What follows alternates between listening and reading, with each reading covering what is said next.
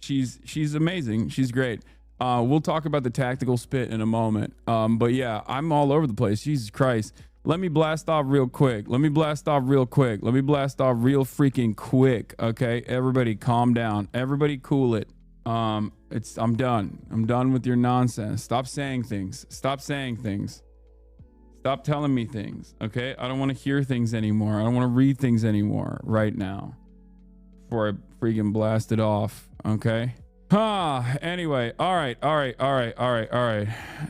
Israel starts American backed aid trap in Gaza, fails day one. Trump says Vladimir is playing with fire. Trump is denying federal contracts to Harvard and so much more. Get in now. Adam Friedland GQ debut. Yeah. Okay. There it is. Kaylani on Gaza yesterday. I saw. I'm gonna talk about that. Hold on. Speak out about Gaza. Why is that? Dude, what is so she covered it beautifully. Okay, like her take on it was so perfect. She's like, I shouldn't be the only person. This shouldn't even be like a commendable thing to say, right? I'm gonna get to that in a second. Calm down. Go back to her video, damn it. Are you guys insane? I'm gonna do it. I'm just showing you the blast off meme for a second. God damn, dude. Freaking go like the blast off meme first. Don't nobody care about that tweet? I feel like something crazy just took place. Okay, you know what? Even if she DMs me back to come on the stream, I'm gonna be like, yeah, you know what? We're not gonna do it because you guys have been bad. Are you happy? You've been bad. Now I'm not gonna have her on the stream. Yeah. I hope you guys are happy. I'm turning this car around. I'm turning this car around. Yep. You guys have been misbehaving. You have been misbehaving little children, and misbehaving little children don't get to have Kelani on the stream. Yeah. Yep. It's called collective punishment, and some of you need to learn. You need to make sure your siblings in the chat are not misbehaving. Okay? I told you I was going to turn this car around. I will turn this car around. Okay? Anyway, all right. Speaking of Kehlani, last night you got the AMAs, I guess it's the American Music Awards, right? And it was sparsely attended, surprisingly, from what I understand. Aside from like the top, aside from the, oh, by the way, shouts out to friends of the show, Billie Eilish, also tangential friend of the show, as a consequence of Phineas being a firm friend of the show. You know, we support Billie around these parts. This is a Billie Eilish household. This is a pro Billie Eilish household. Make no mistake. But yeah, from what I understand, 9 out of 10 people who were nominated for big awards weren't even there. And I don't even know what's happening. I don't know what's going on with that. Like, people just don't fuck with award shows anymore. Is that what it is? But yeah, that's a bit of a stretch. Come on, bud. Wait, what's a stretch? I don't think that's that much of a stretch. Is that a stretch? I feel like that's not a stretch. Name one song, chat. Don't ask me that. You know, gun to my head. You kill me. I listen to no music. I'm just saying, I support musicians. I support the process of music being made and also people listening to it. Music, I mean. I support music conceptually as a part of people's lived experiences. I support music as a concept and artists that make it. This is my most like Mark Zuckerberg alien wearing a human skin suit moment. I know. It's weird. I know it's weird. There's something about, here's the thing. Before we get to Kehlani, okay? There is something about music that, like, for my whole life, I don't know what it is, okay? I've never been able to recall lyrics, and I have really bad recall when it comes to like popular culture in general. Like, if you were to gun to my head, 5 songs, I can't do it. Like I literally can't do it. And this is not like a post-COVID parts of my brain have holes in it type shit. Like I have always been this person. I am like, I'm so, I don't know what it is. It might be because I'm like tone deaf or something. I don't know. It's just, I can never, like I don't think I consume music in the same way that normal people do. And it's always been a gripe that I've had. Okay. It's always been an issue, but especially as I've gotten older, this thing that's like integral to so many people's lives, so many people's existence, is simply not a part of my life. I know it's weird. I know it's messed up. Anyway, on that note, I do love artists. Like artists are fantastic people. They're very cool people. And like when I listen to a song, I can get hyped up, but it is very odd for me. And I know it's odd. I know I'm the weird one. I know I'm the weirdo here, but there's never a moment where I'm like, yo, let me put some music on, you know? Let me put some music on and listen to it. Like it's crazy. It's crazy that is not something that I do. But I think because I've faked being into shit my whole life when I was younger in order to fit in order to like appear as a normal, cool person, I just don't entertain it anymore. I'm 33, you know what I mean? I have no reason to like lie about certain things, yeah. But I did that my whole life. I lied about like enjoying soccer. I fucking can't watch it. I can't stand it, you know? So that's it. Having said that, I still do listen to music every now and then. I want to be like tapped in. Unc needs to be 33 and tapped in, okay? So yeah, every now and then I'll just come out and I'll swing for the fences with something crazy. Like when Osama's son sent me his album and merchandise, you know? Bro, 33 is not old. I don't get why the internet acts like this. Brother, we got one foot in the grave. All right, big dog. Do you have veneers? No. Wait, what? Why? Have you ever done anything to your teeth? They look good. Do you have veneers? No. And look, see? They're weird. I have crooked teeth in the bottom, but I've never actually gotten them fixed up because they're not like super crooked. They're not crooked enough that like it needed intervention. It's a little crooked in the bottom. They look different in older vids. Wait, what? My teeth look different in wait, you think I got veneers? That's fucking sick. Nice. Teeth conspiracy? Yeah, it's true. It's like when people say I'm on steroids, you know? To be fair, I don't look like I'm on steroids. I'm not saying. Fake glasses, fake teeth, what else? I don't know. The screaming singer met Cutie? Wait, this screaming singer? Wait, is Benson Boone technically the screaming singer? I thought it was like the other guy that's like, you'll be out in the suburbs or whatever the fuck. Is Benson Boone the screaming singer? He's the biggest screamer. He thinks your hair is fake now too. Yeah, it's fake. He got me. What Zoomers see when they hear 30-year-olds go out. It's true. This is real though. This is how it is. This is how it be. This is how it really is, bro. Wait, Bernard is in Ireland right now? Bernard is in Ireland? The fuck? Bro, Zoomers call 28 old now? That's crazy. Bro, Zoomers are 28. You can't be calling 28 old if your generation is a part of that. Gen Alpha is probably calling Zoomers old now. That's what's going on. Your hair is so fake. That's why we've seen you get haircuts on stream multiple times and it always grows back. Yeah. Cancel the stream and get on the plane. All right, fuck it. I'm going to Ireland. I'm going to Ireland. Real. I saw some 30-plus-year-olds at EDC and I was unironically grossed out. You mean Will Neff and March? Is that what you're talking about? March is in the chat. He said, what the fuck?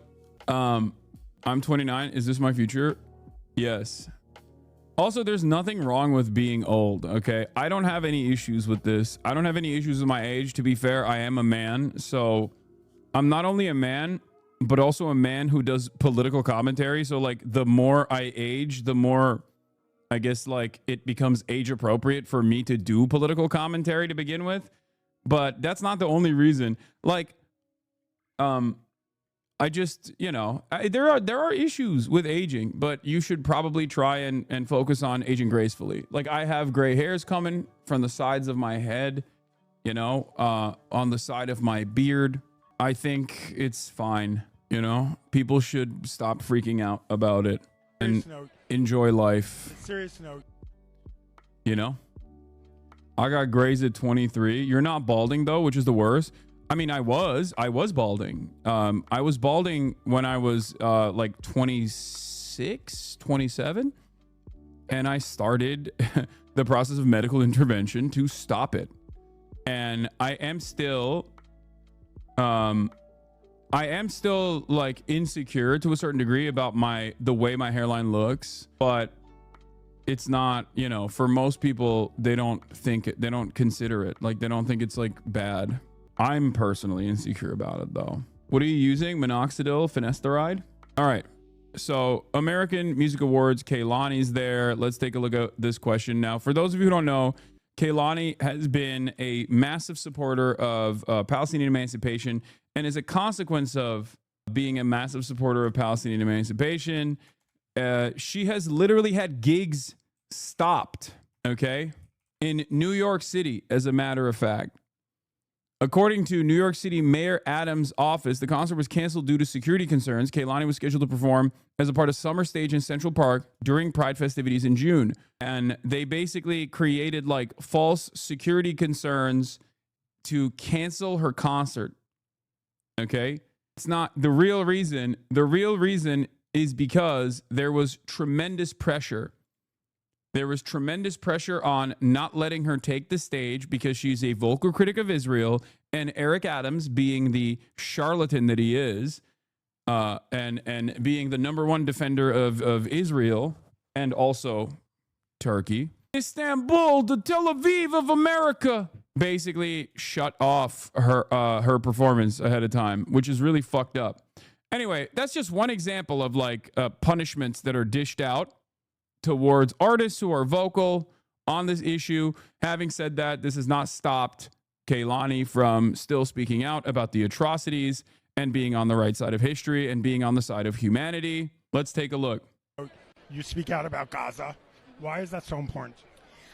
Because it shouldn't be a hard thing. It shouldn't be a hard thing. It shouldn't be something that I'm even looked at so massively for. It shouldn't be something I'm credited for. This should be second nature. If people are blowing up and being murdered at mass rates, it should be it should be as easy as breathing to just say, hey, I don't really think this should be happening. This shouldn't be happening. Maybe we should stop. And we're funding it, so we should stop. Do you think more people in entertainment should be speaking out on the issue? Yeah, I said it a bunch. I definitely think we have more power than we think, and everything's stronger in numbers, and I think that that's something that, hopefully people understand at some point, but all I can say is free Palestine.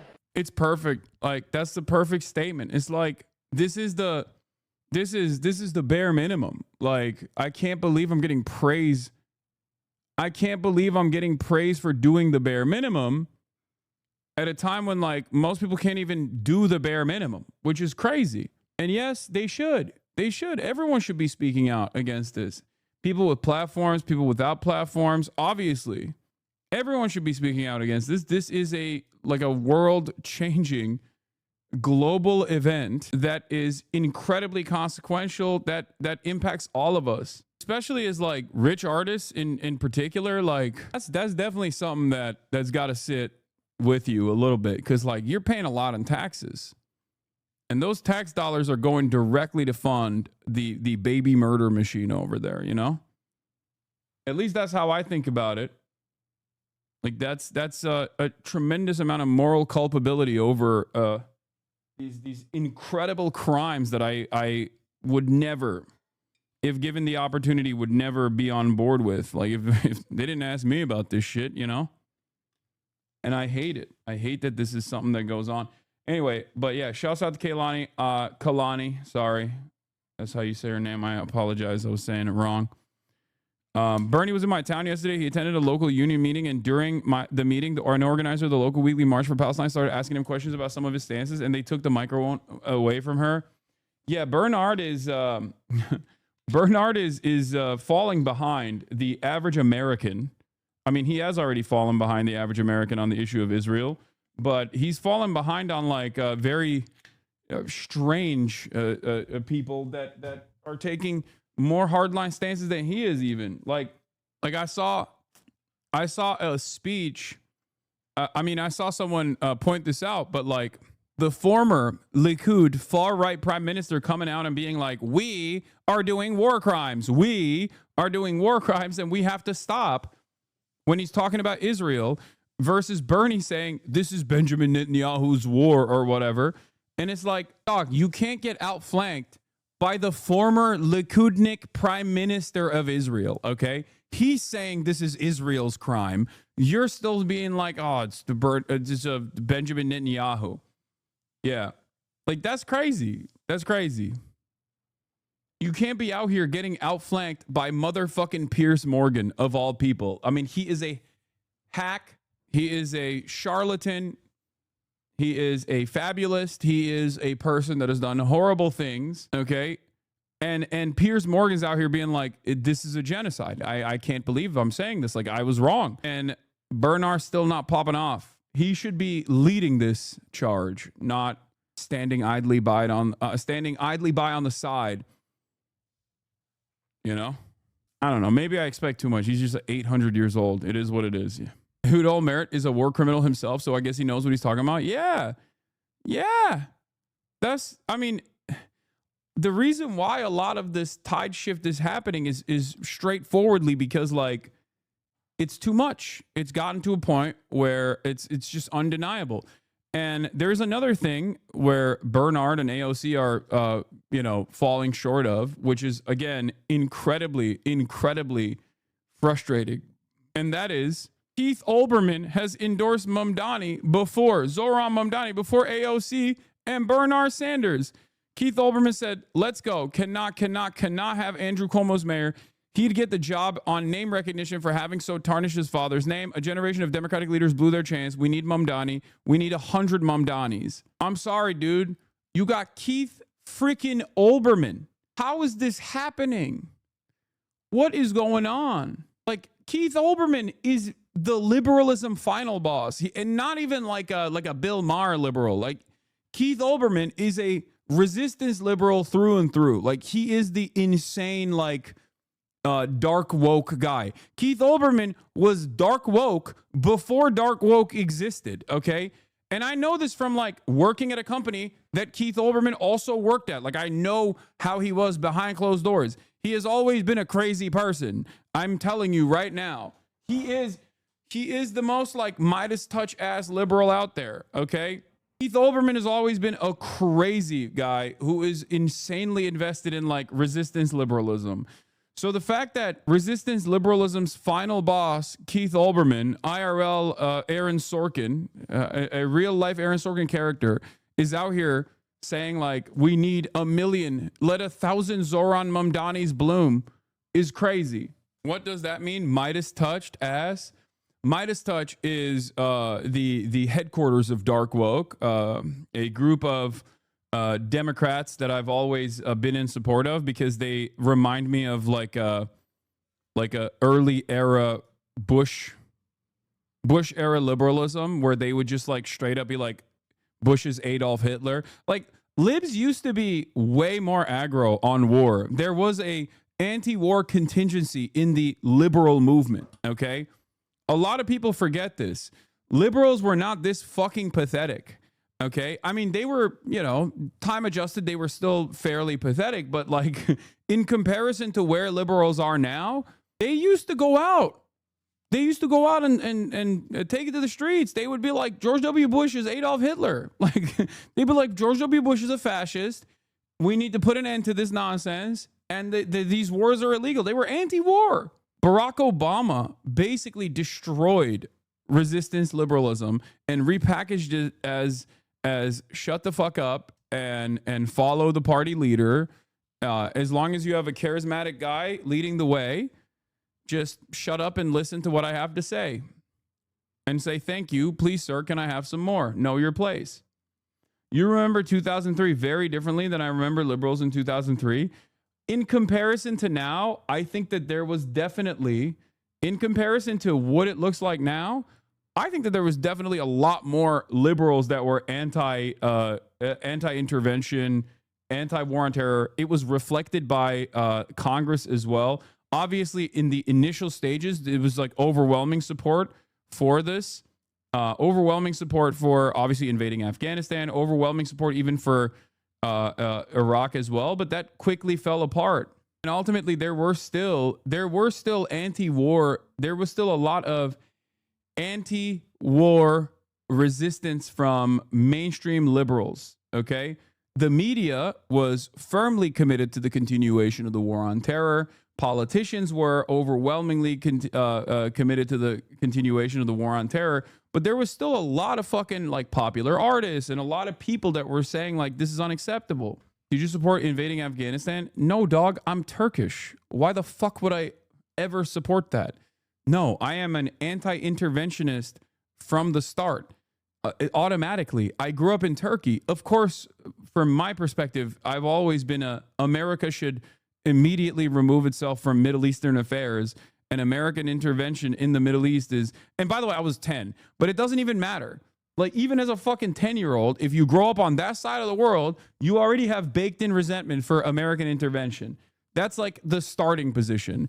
So if you want to understand my worldview, then yes, even as like, even when you're like 13, you already have this baked into your consciousness. Turks are interesting because they're NATO's strongest soldiers, but also hate American intervention in the region, weirdly enough. Didn't you say that you were in a Marabou, though? Not trying to refute, just trying to understand. Yes.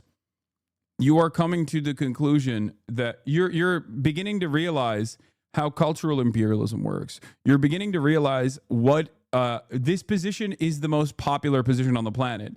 People who despise American foreign policy or despise the American government, but absolutely fucking love American culture is basically the norm. That's why so many of those, that's precisely the reason why so many of these polls that come out, wherever people ask like, what's your opinion on America? Everyone says like super popular.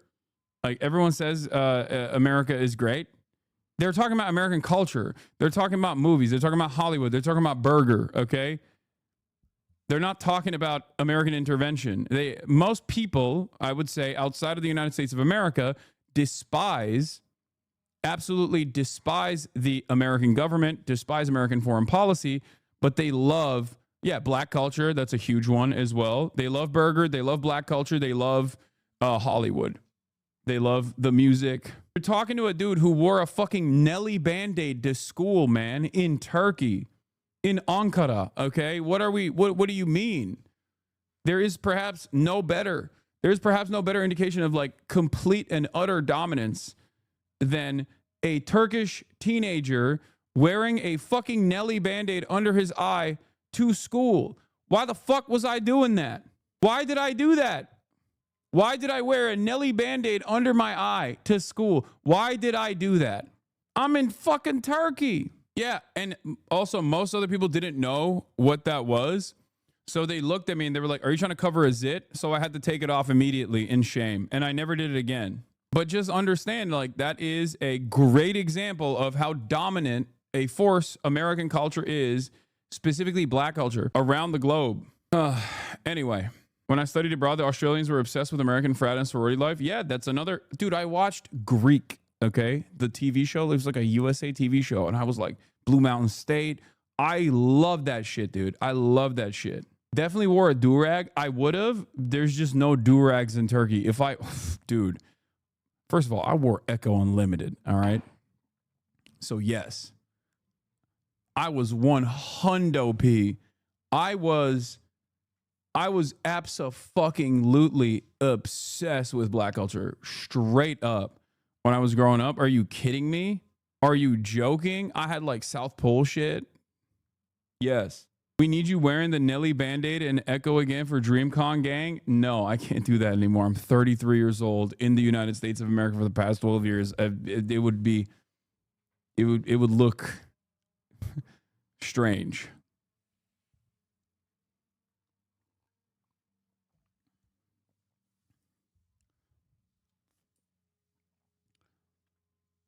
I was rocking M1s, yes.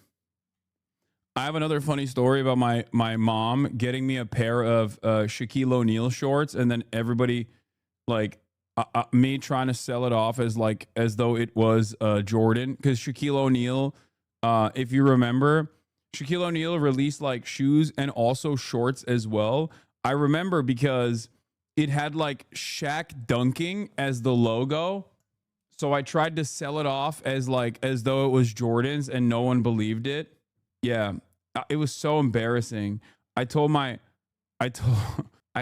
was never allowed to wear it ever again. Like, it's just not, it was really fucked up. I used to watch N1 Hot Sauce mixtapes and try to emulate the ball handling and fail spectacularly. These ones, bro, they were so long too. Yes, I had these shorts. I had these exact shorts, bro. They were so long. They were so long, dude. Oh my God.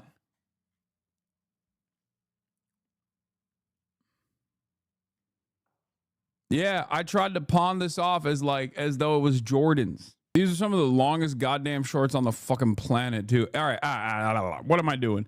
All right, so we were talking about the AMAs, okay?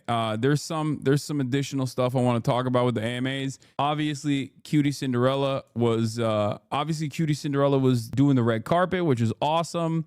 From what I understand, a lot of the top celebrities that normally were supposed to be at the AMAs or like won awards weren't even there, which is weird, which is strange. But also, there was this like very gross moment that Kai, I think, handled very well. Okay, take a look. So Kai was live streaming the AMAs. He actually gave out some of the awards, I think, if I'm not mistaken. He was like live streaming the whole thing. How you doing, bro? Nice to meet you. Hi. So this guy rolls up with his daughter, using his daughter as a entry point into this conversation. Let's take a look. Hi, Bob. Hey, how you doing? Who let this guy in here? Yeah. We want to say we love Ye.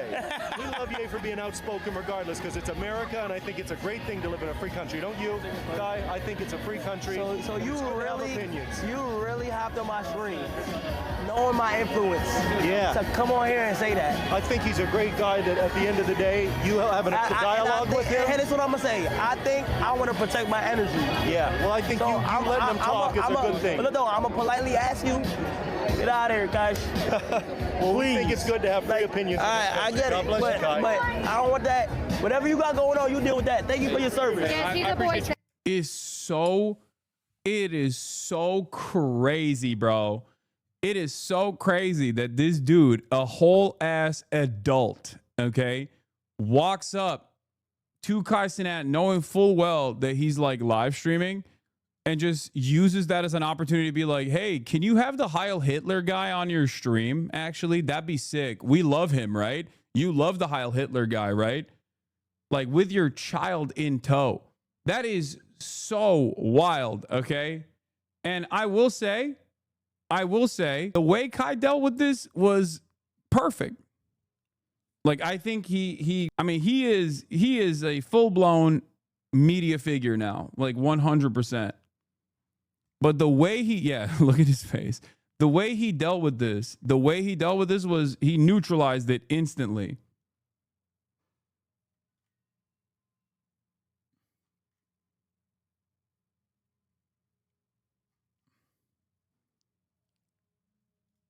He neutralized it real well. And he also, like, how old is he? He's like, what, 23, 24 or something? Like, he's talking to an old-ass man. He's talking to reaction stylist. Yeah, his reaction stylist, absolutely. His reaction stylist was cooking with this one, okay? Respect to Kai and also his reaction stylist, because honestly, perfect way to deal with it. Perfect way to neutralize the conversation while also simultaneously just like returning the favor to the guy by being like, what are you doing? Like, this is embarrassing. Now, I wonder, I mean, obviously he is a very popular figure, so I don't think he'll get the same ire, but I've had similar interactions as well with like fucking straight up neo-Nazis like rolling up and being like, oh, when did you fight Sam Hyde or whatever, right? Doesn't like Hitler. Kai is so brave. Give me a break. Wait, what? What do you want him to do? Assassinate the guy? Rip his fucking chrome hearts off his neck and just start stabbing him in the eye with it? Like, what do you want? He's a fucking 23-year-old content creator getting ambushed at a professional media event, and I think did a pretty solid job of dealing with this, like, all things considered. Anyway, these dumb fucking boomers think every streamer is Aiden Ross because of that one Trump stream. I don't think so. I think he knew who Kai is, and I think he deliberately rolled up to Kai. I don't know who the guy is. I have no idea who this dude is. No idea. But yeah, he just, again, it's so awkward. Man, looking good over How you here. doing, bro? Nice to meet you. Man, good to see you. Hi. Hi. Hi, bye. Hey, How you wait a minute. doing? Who let this guy in here? Yeah. We want to say we love Ye. We love Ye for being outspoken regardless, because it's America, and I think it's a great thing to live in a free We love Ye regardless. Come on, you and I, we both love Ye, right? Regardless. Come on, dude. Come on. Why are people like this? Why are they such fucking unadulterated clowns, dude? It's just, it's so weird. It's so strange. You also ruined this moment for your daughter too, which fucking doubly gross. Like using your child as a prop to come in and just be like, hey, don't you love Nazis, dude? Come on, have the guy who said Heil Hitler on your stream. Crazy stuff. free country, don't you, Guy? I think it's a free country. So and you it's good to have really, opinions. you really hopped on my stream, knowing my influence. Yeah. So come on here and say that. I think. Like this, by the way, this is the reason why I said this is because the reason why I said he did a great job with this is not only because like he just didn't neutralize it by being like, hey man, don't do that. But he also literally is like cognizant of the hundreds of thousands of fucking people that kids that watch him. You know what I mean? That's great. Maybe I'm too like adjusted to the norm, which is like incredibly depraved in online discourse in online communities. But like that's great. Having the largest content creator on the platform straight up turn around and effectively neutralize this argument and just be like, dude, you should be embarrassed to fucking do it. You should be embarrassed for doing something like this, especially coming in here and like making it seem like I support that kind of stuff, while also simultaneously being like, I'm protecting my energy. That's great. He did a great job. Now, the last time I did something like that, of course, I got fucking, I got endlessly had all the fucking neo-Nazi supporters of that pedophile Nazi Sam Hyde freaking out, being like, dude, this guy, I can't believe he almost killed someone. He was trying to fight someone for you know, telling an adult that they should be embarrassed for bringing that shit up. But obviously, considering like my experience with like similar drive-by clip farmers of this sort, I think he did a great job. I think he's a great guy that at the end of the day, you having a dialogue with him. And that's what I'm gonna say. I think I want to protect my energy. Yeah, well, I think So you letting him talk is a good thing. But no, I'm gonna politely ask you, get out of here, guys. Well, we think it's good to have free opinions. I get God it. bless you. Anyway, it looks like that guy deleted his Insta. His name is Huey Vuitton Johnson. I don't know what it is. His name is Huey Johnson. He's an American boxer. So many lame ass motherfuckers out there, bro. It is what it is. All right. But you know, did a good job. I think that's a tricky situation to be in when you're live.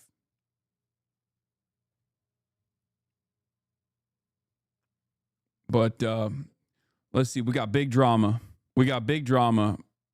Stavi Baby exposes alongside PFT Hasanabi Piker. Let's see what Susan Snatch wants to know, is Hassan as beautiful in person as on screen?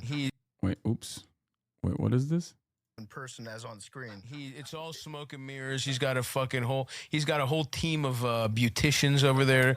He's disgusting in real life. He doesn't pay them. They're migrant workers that he threatens. He has all their passports, and if they talk back, he won't let them see their families for, you know. It's true. I have a fucking yeah, I do the fucking Saudi what's the the UAE style. What is it called? The system where they like grab the fucking passports. Kafala. Yeah, I got the Hassan Kafala system. Ramadan. He's a real piece of shit, that guy. I think his camera angle keeps getting like lower and lower so that his shoulders just look bigger and his head looks smaller. Yeah. Okay, bro. Fucking okay. PFT. What is this? Hey, yo. What is this? What is this? Stop it. Stop it. God, I love these guys. They're fucking hilarious. Yeah. He's rocking like Kyle Kuzma sweaters now. He does, They're yes. just massive shirts. And he has that little ass head. Yeah. Oh, the Albacam overpowered. The fucking haters, dude. The goddamn haters, dude. Yo, chill with the Kyle Kuzma sweater. This is crazy. I had no way of responding to this too. What the fuck? That Huey Johnson guy, Lamau, amazing. I mean, what can you say? Amazing. This is the guy that rolled up to Kai. This is the funniest thing I saw. Off topic, but this is the funniest thing I saw from yesterday's stream. Have to tell. Ashhadu an la ilaha illallah wa ashhadu anna Muhammadan Abdullah Rasulullah.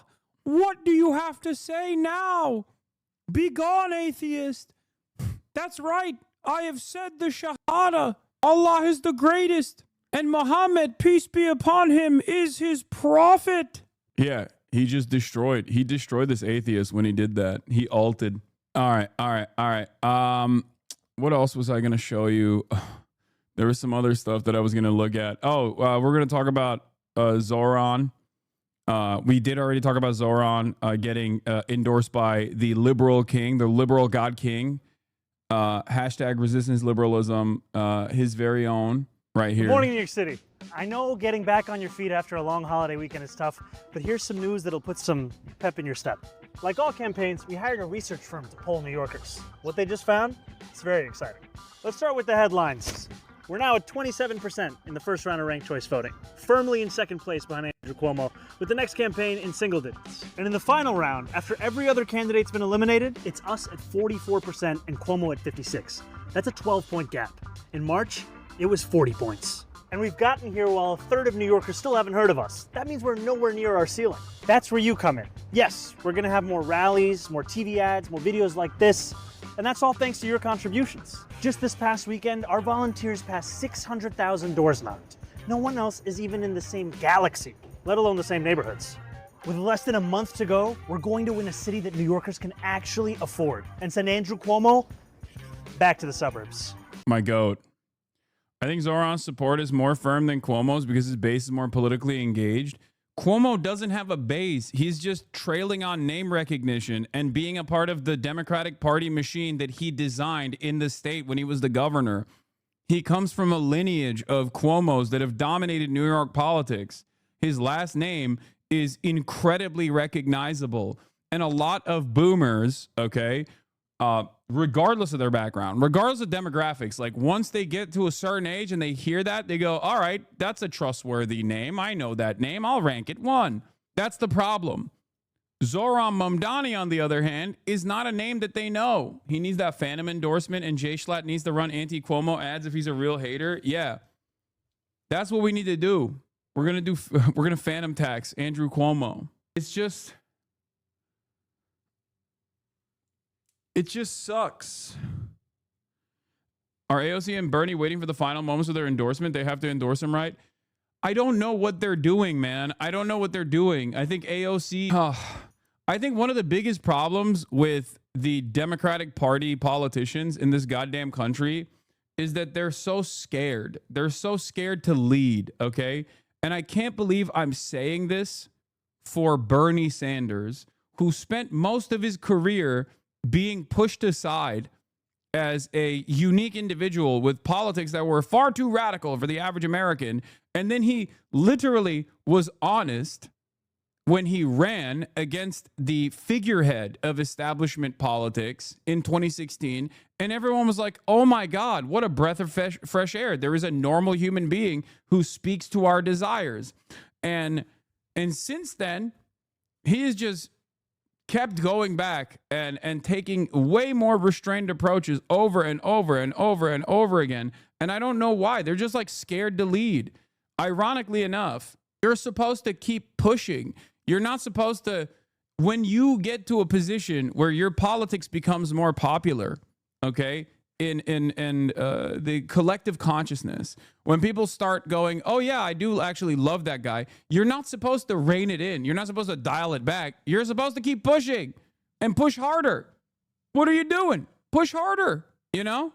It doesn't make any sense. The same goes for AOC as well. I would say AOC was even more radical when she first ran. Like, she was way more aggressive with her messaging, and it wasn't a bad thing. It was a good thing.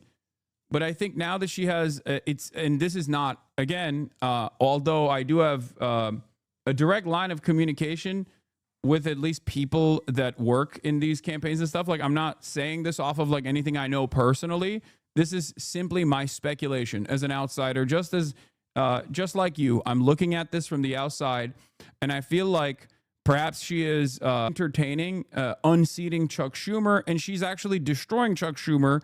By the way, there's polls that came out that show that AOC is more popular than Chuck Schumer amongst American Jews in New York. Okay. Which is not even remotely surprising if you understand how American politics works. But it does kind of cut away at the stupid argument that Chuck Schumer makes all the time, which is like, oh, I'm protecting American Jews. I'm protecting Judaism by protecting Israel. Well, it turns out American Jews don't give a fuck about that, big dog. What happened? I thought you were the annihilator of anti-Semitism, and that was the primary function. That was the most important thing. Defending Israel was the most important thing for American Jews, I thought. Well, it turns out they don't give a fuck. Why would they? It's so stupid. AOC has like a 10-point lead amongst New York Jews against AOC, against Chuck Schumer, who is Jewish himself. He has the highest rank. He is the highest ranking Jewish politician in the country. Not the highest platform. Obviously, Bernie is more popular, but yeah, look at this. Look. Opponent Strategy Group poll, New York City sampled, New York 2028 Democratic Senate primary, AOC at 54%, Chuck Schumer at 33%. Cooked. It's over. New York City Jewish Democrats sampled, AOC at 45%, Chuck Schumer at 38%. Chuck Schumer has officially become a less popular figure than even Nancy Pelosi, okay? New Yorker comment, signing up to canvas right now. Do you know any neighborhoods that need more work? Since you know people working on the campaign, brother, why are you asking me? Ask the campaign. What? I don't know. That's crazy. You think I'm dialed in on like what areas of need look like for Zoran's campaign? I don't know.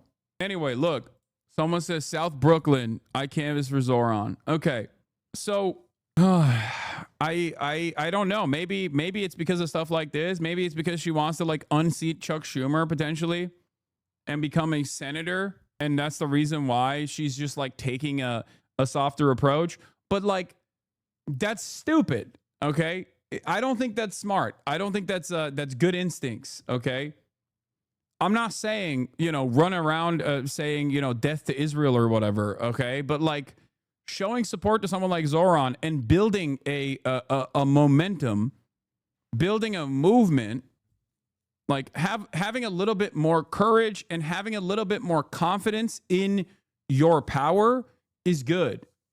It's a good thing. I think it's like not, the expectation here is not a crazy one.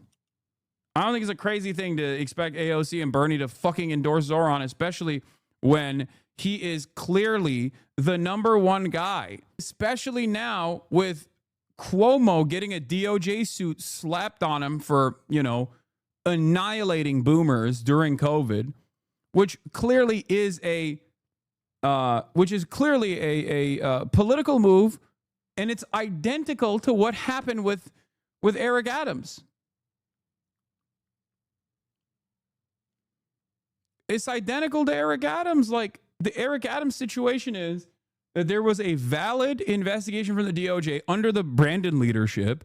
And then when Trump came into office, he basically used that existing investigation, dropped the investigation using the DOJ powers that he has, to drop the investigation to control Eric Adams better.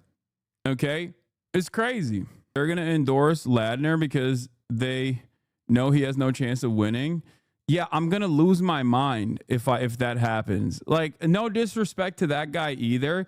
if Zoran wasn't running and wasn't so popular, then he's a perfectly valid candidate to back. Okay? He is a progressive. He's definitely, I mean, look, he's a progressive. He's nowhere near as progressive as Zoran is, okay? But having said that, Brad Lander is the name that we're talking about. He's the person that actually fucking even head of the Congressional Progressive Caucus, Greg Kazar, endorsed as well, which I asked him directly why he did that. So Brad Lander is the current New York City comptroller, okay? And he's not a bad guy by any means, okay? As far as like running for New York mayor, he's not a bad guy by any means, all right? But right now, there is clearly a much more valid opponent to Cuomo. He's not, but not pro-Palestine. Yeah, he's a lib. He's a liberal Zionist. He's not. I'm saying like adjusted to normal circumstances. If Zoran wasn't running, if Zoran wasn't in the running, you wouldn't even entertain that. You would be like, there's no one on there aside from Zoran that's like a committed anti-Zionist, which is ironic because people are still saying that Zoran is not a committed anti-Zionist either. Zoran is a committed anti-Zionist. In any case, what? From the Breakfast Club interview yesterday? What? You want me to watch a 57-minute interview with David Hogg on the Breakfast Club? That's crazy. Didn't he say Israel has a right to defend itself? Who? Zoran? No, he did not say that. The fuck? No, they asked him if Israel has a right to exist, and he gave the classic, like, yes, Israel has a right to exist. No, he didn't say, I don't think he said Israel has a right to defend itself. What the fuck? No, he just said Israel has a right to exist, which is, again, not the best answer. Dude, stop. Why do we always do this? Oh my fucking Lord. Oh my Lord. Dude, you have to give more allowances to politicians that you know are on your side. Okay? That's it. Because you have to adjust it, not to like what the audiences look like, not to what the actual voter base looks like, but instead what the average, like how American politics works. Okay? That's it. And as time allows, as opinions shift, you can be more open about your perspective if time permits, okay? If the environment permits. Like you have to be normal. Is being signal boosted by ops to get Zoran support down? That tweet went viral with it. Had posts a few days later, a protester yelling at him and then calling you anti-Semitic. Yeah, I know. Our leaders have to have a commitment to the truth, and they have to lead. They have to be unafraid of leading, okay? And a part of that is to sometimes say things that might come across as scary. But as long as you have the courage, as long as you say the truth, as long as you have the courage to say the truth, I think you will win more favors than you think. That's it. How is this any different than the lesser evil argument? Because this person is running for office, dude. A lot of people, I think, who despise bourgeois elections don't understand. They on the one hand will despise the duopoly within the bourgeois democratic process that exists in this country, while simultaneously expecting fucking politicians that are running in those races to not even remotely try to tailor their messaging to an audience. Like, I'm sorry, you have to adjust your expectations to the average, okay? The average. What is the average position? I said this back then when his response was, that Israel has a right to exist. I said, like, the correct response to this, and I think someone like Zoran should, someone like Zoran should have a better response for this, obviously, considering, where we are at this point. It was like 19 months into this genocide. Having said that, however, okay, he is a Muslim dude running for mayor of New York. Like, what are we fucking talking about? It's not everyone has the same allowances. Brad Lander, okay, who is Jewish, could literally scream from the mountaintops that the Zionist entity must be dismantled piece by piece if he wanted to. Bernie Sanders could say the same. Straight up. Okay? I'm going to be honest with you. This is an allowance that American Jews have that a fucking Muslim doesn't. Wake up. Okay? Jesus Christ. Some of y'all act like we don't live in the fucking real world, you know?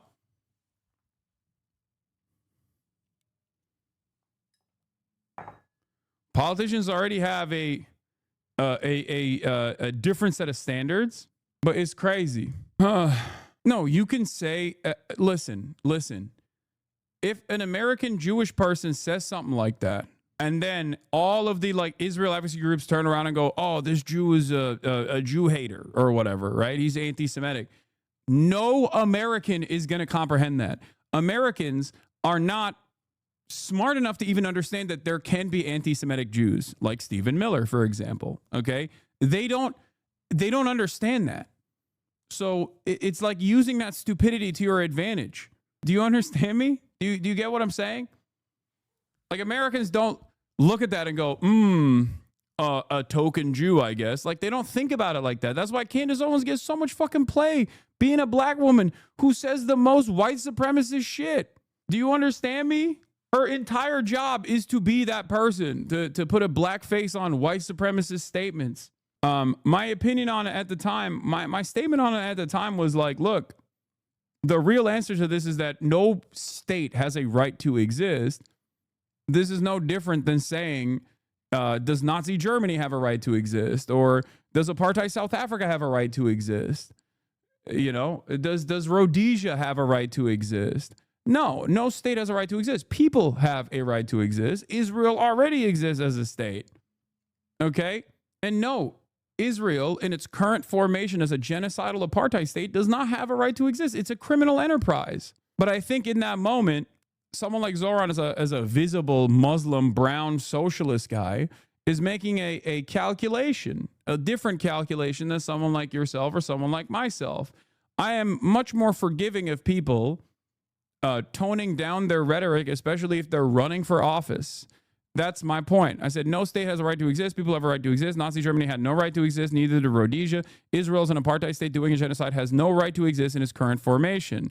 Wait, what the fuck? I actually replied to my own tweet, but where is it? Now do China and Russia? He's definitely paid.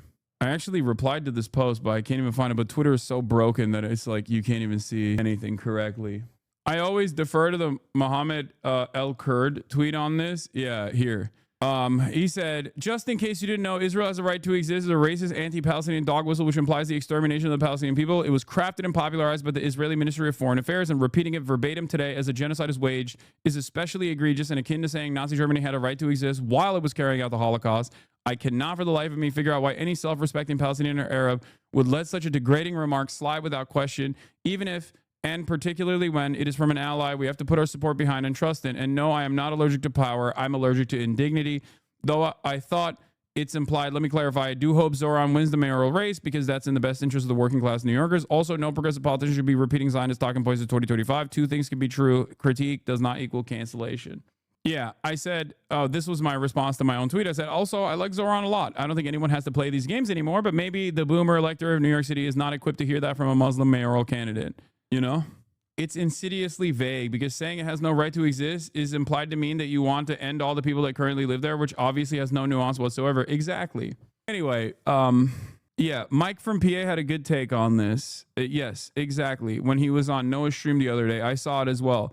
You can't expect people running for major office to say the right thing all the time. It's better to know if they're a sympathizer versus an opportunist. And Zoran is very much a sympathizer. Exactly.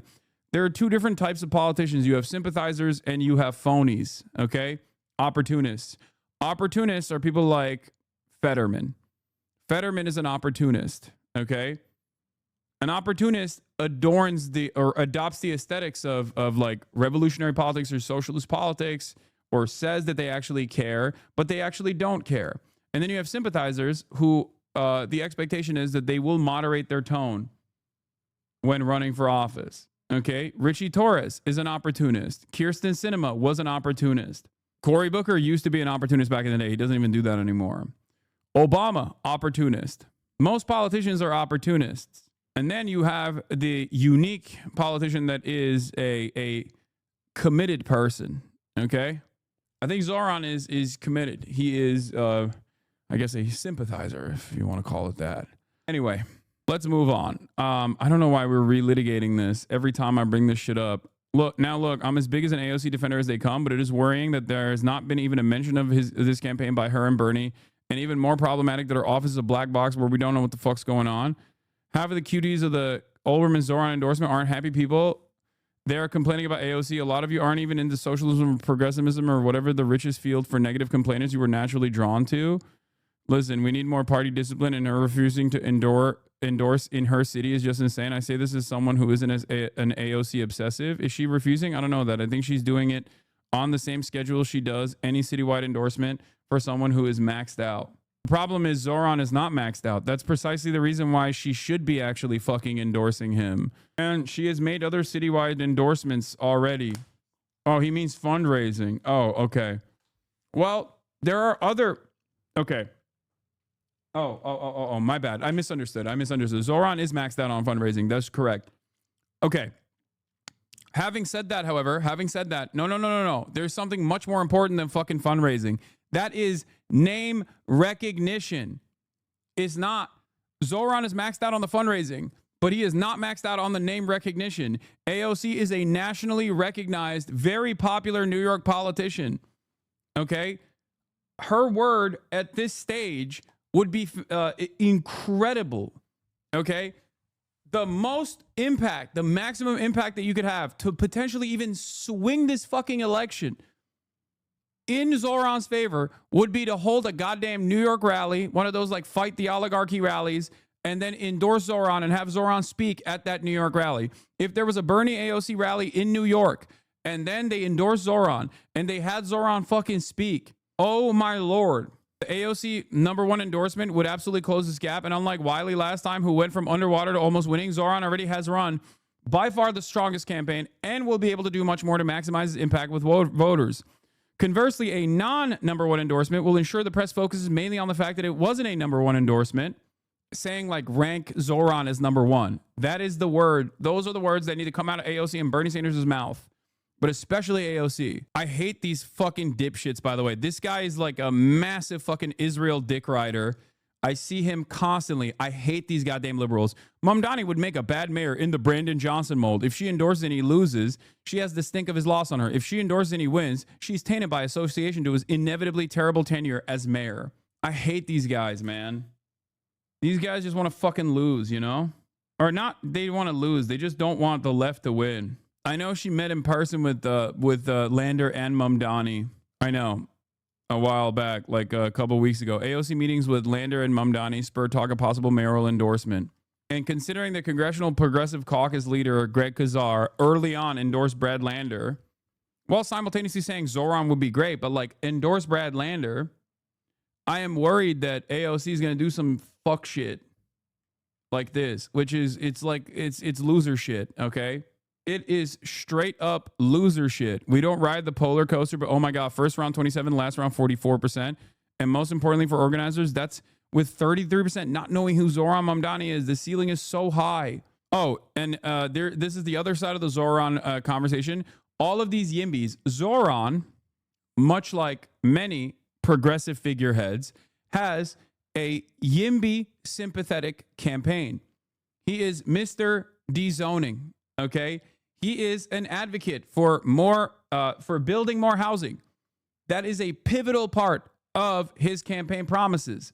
And yet, all of these abundance-aligned, political commentators are anti-Zoran. So much so that they are quite literally saying they might even endorse fucking Eric Adams.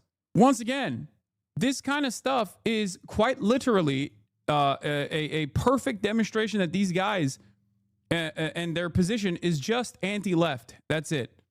They're just anti-left charlatans, and that's the only thing they care about. Honestly, might pick Adams, and I do not like Adams much at all. The wire fraud, bribery accepting, witness tampering, evidence destroying guy who sold out to Trump to get charges dropped against him, resulting in his resignation of multiple U.S. attorneys in protest over the lefty who supports some rent control along with many YIMBY policies.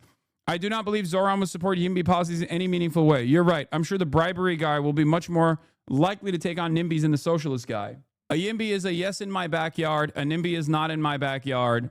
It's the people that want to deregulate housing and engage in, like, some of the aspects of YIMBYism are correct in terms of like the necessity for more housing that needs to be built.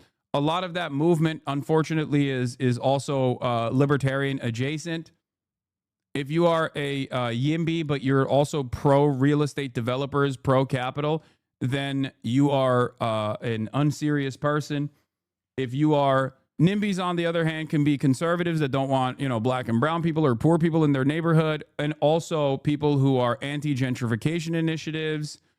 Both YIMBYs can be of the leftist variety or hyper right-wing, and NIMBYs are the same as well. You can have leftist NIMBYs or you can have incredibly right-wing NIMBYs. It just means, like, do you want more building? In the most basic ways to explain it. In the most reductive terms, do you want to build more housing or not? Okay?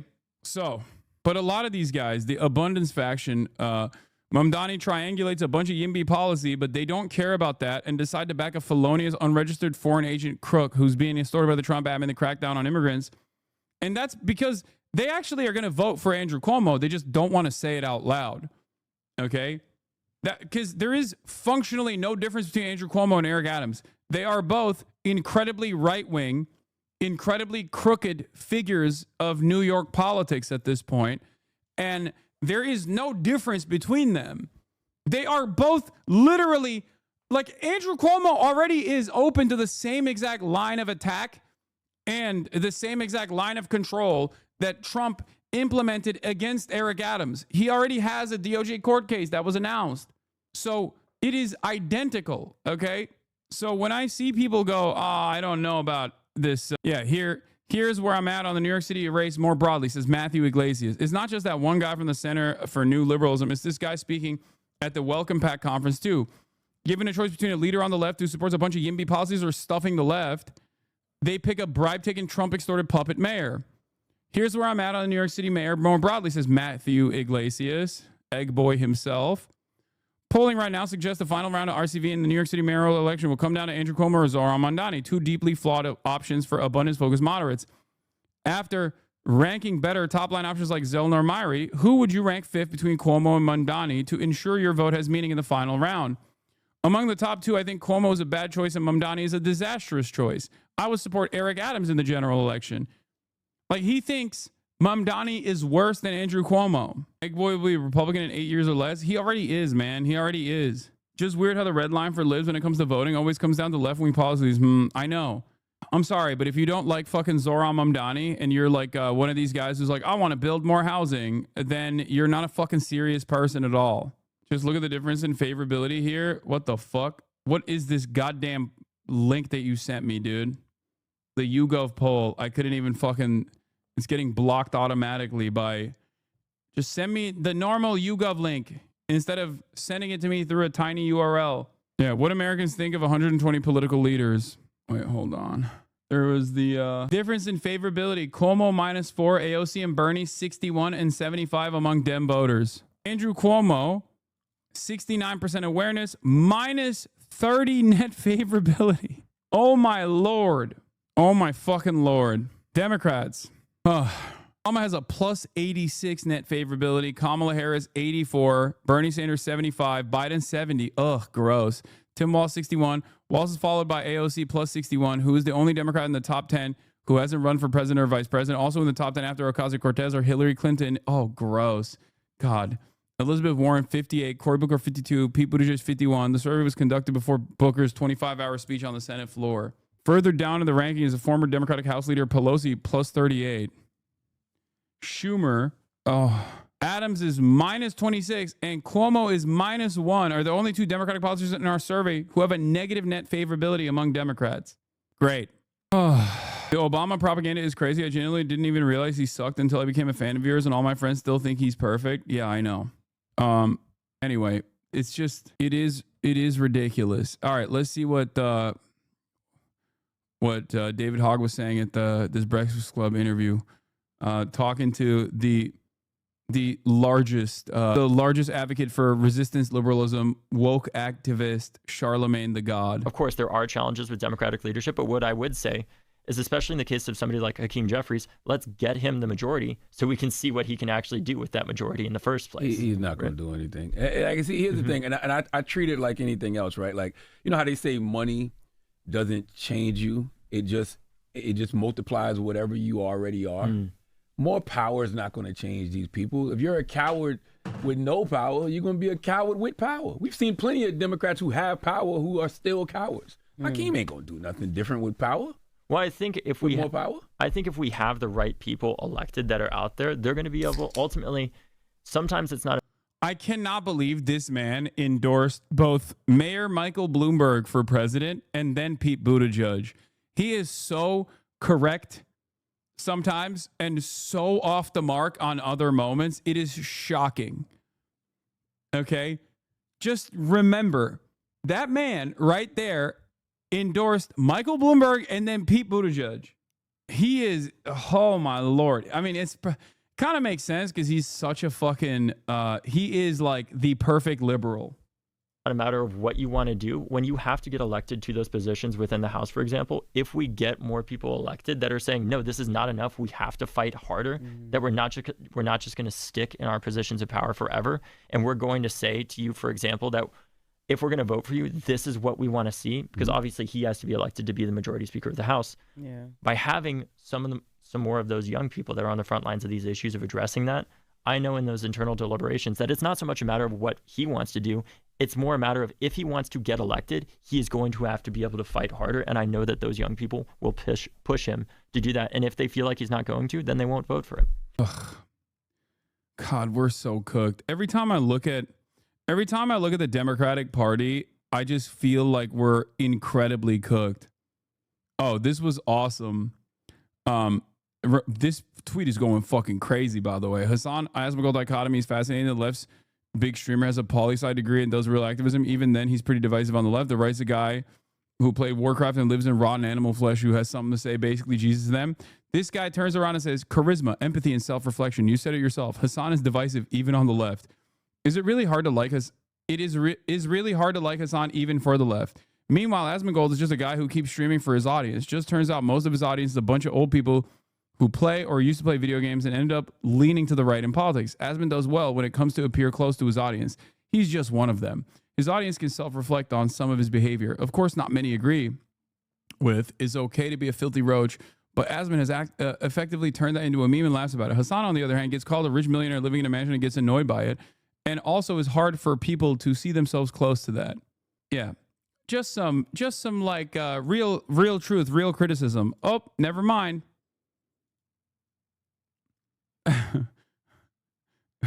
Turns out career hater is always like this.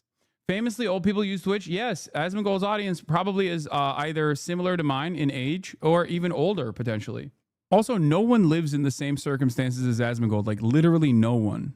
He polled it. It's much older than yours. Considering that all of the people that come in here from Asmongold's stream to shit on me are oftentimes accounts created in like 2013.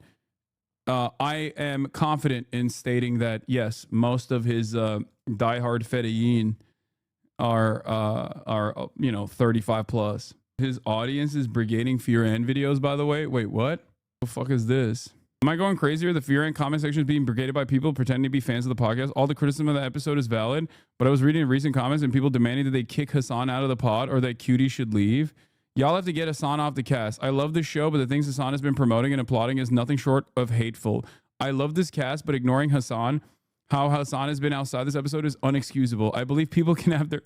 These people are so stupid. That's how you know they're not real fans. Dude, people being like, I'm a big fan of the Fear End podcast, which is shot, of course, in a totally separate location and not the room next to this room where I'm streaming. But supporting blatant terrorism and denying the torture of women, children, and men with just pigs in a habit is morally fucked. If anything, I'm surprised Cutie's able to see past his behavior and attend the show, especially with how rude he is towards her. Guys, big fan. He's also a fucking Jake Weber subscriber, which is shocking because Jake also loves me. So I don't know. I think they're just going after all the Fear and crew because even Will's VOD channel is getting stupid comments now. Yeah. Kick Hassan off the podcast in his own house is giving the same energy as deport Hassan back to New Jersey. Yeah. On my 14 subscriber clip channels, even being brigaded, they have no life. Yeah, it is shocking how much these guys are jobless. I think I am partially an advocate for a federal jobs guarantee and a federal work program so that these guys have something to, busy themselves with instead of just like stalking and brigading all day, every day. It would be very beneficial for the economy. It would be beneficial for them. And it would be beneficial for me as well. It's a win-win-win-win-win, Righties are very persistent with their brigading is all they have because reality isn't on their side. I know. They're trying to do their own version of a cancel culture, but they don't realize the reason cancel culture was a thing was because most of them actually did bad stuff. Exactly. I don't think you can will a cancellation upon someone who hasn't done anything that is even remotely wrong. Like, you can try to massage the narrative to the best of your ability, and there are communities that will entertain it, communities that are already like right-wing adjacent, but most people are not going to, most people are not going to do that. Most people aren't going to be like, yeah, you know what, you're right. As a big Cutie fan and a perma watcher here, I'm pretty sure Cutie is more rude towards you than the opposite. Exactly. To be fair, I've never disliked you more than when you were being a cunt to Cutie. Yeah, it's called making content, dumbass. I don't know if you know this is a 13-month subscriber, but we are good friends. I don't know. Have you? Yeah, but onions are toxic. Oh my God, we're not having this. They are not my coworkers. They are my friends, okay? I don't know if you know this, but friction is a big part of making entertaining content and commentary. If there is no friction, then that clip, that hour-long episode that we just did, for the record, they're talking about the latest episode of the Fear On podcast. The episode was a banger. It was really fucking good. Okay? It was really, really, really good. And the reason why it was really good is because, one, Cutie is an insane person. Okay? Here, let's take a look. Cutie Cinderella saves a life. Okay?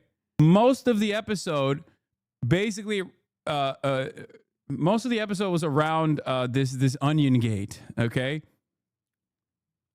And the reason why there was an hour, basically 45 minutes of it was just basically designated to talking about Onion Gate was because there is friction.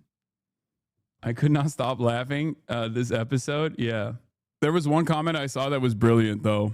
Prediction for the next episode. Will genuinely apologize. Hassan gives an ingenuine. No, that's not the one. Hold on. Let me see. Hold on. Where was it? Oh, this is it. This is the best comment that summarizes everything. Hassan and Will spending the entire episode thinking they know more about poisoning than poison control and more about cooking than a chef. I love this comment because it's so true. It's a great episode, and I think you guys will like it. People just need to subscribe to the Patreon and watch you two play with the toy that Will brought to understand the dynamic.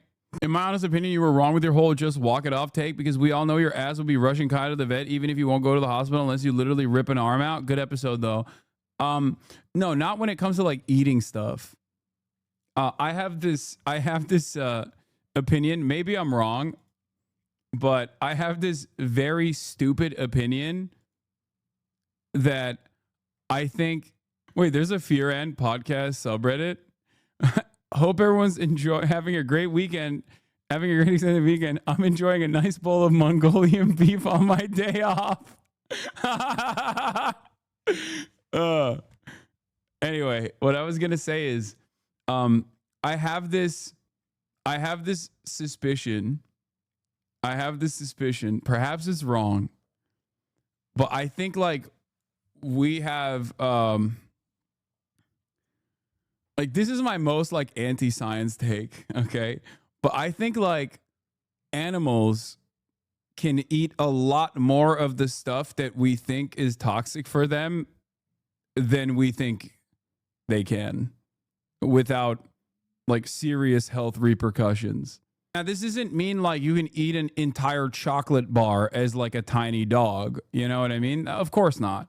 But I still think like I still think Swift would have been fine. You're right, but still go to the vet. It takes a lot of any food to hurt dogs, so a whole Hershey bar a day for them to die from chocolate. So a little piece of onion skin won't hurt her, but it will if she has a big quantity. They'll take, and this is coming from a vet.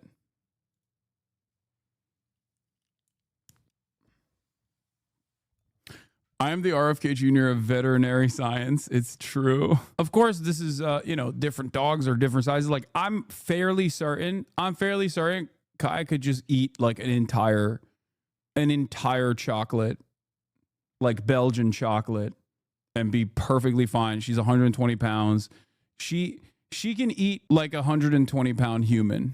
Like, she can eat as though she is a 120-pound human, I think. Not to say that I will ever give her anything but, the sanctioned food. I'm not going to like test it ever, but I'm saying that I wouldn't panic as much. If she ate a Hershey's Kiss, you'd be sobbing. I mean, I don't listen. Like, Austin will sometimes like throw wrappers on the ground after eating chocolate on the podcast. And you've seen my reaction to that. I freak out because I don't want Kaya to even eat the fucking wrapper or the chocolate. So I'm obviously careful. I'm simply saying that, like, if an accident were to happen, I don't think I would panic as much. Yes. Why are people shocked that Austin is a fucking slob? Hello? Are you new here? Yes. He will eat food and then discard the wrappers that still have bits and pieces of chocolate on it on the fucking ground. Yes, inside, in my house. He does it all the time. It's a big point of contention in our podcast dynamic. Anyway, yeah, he's done it on camera on the podcast recently and still didn't pick it up. Yeah.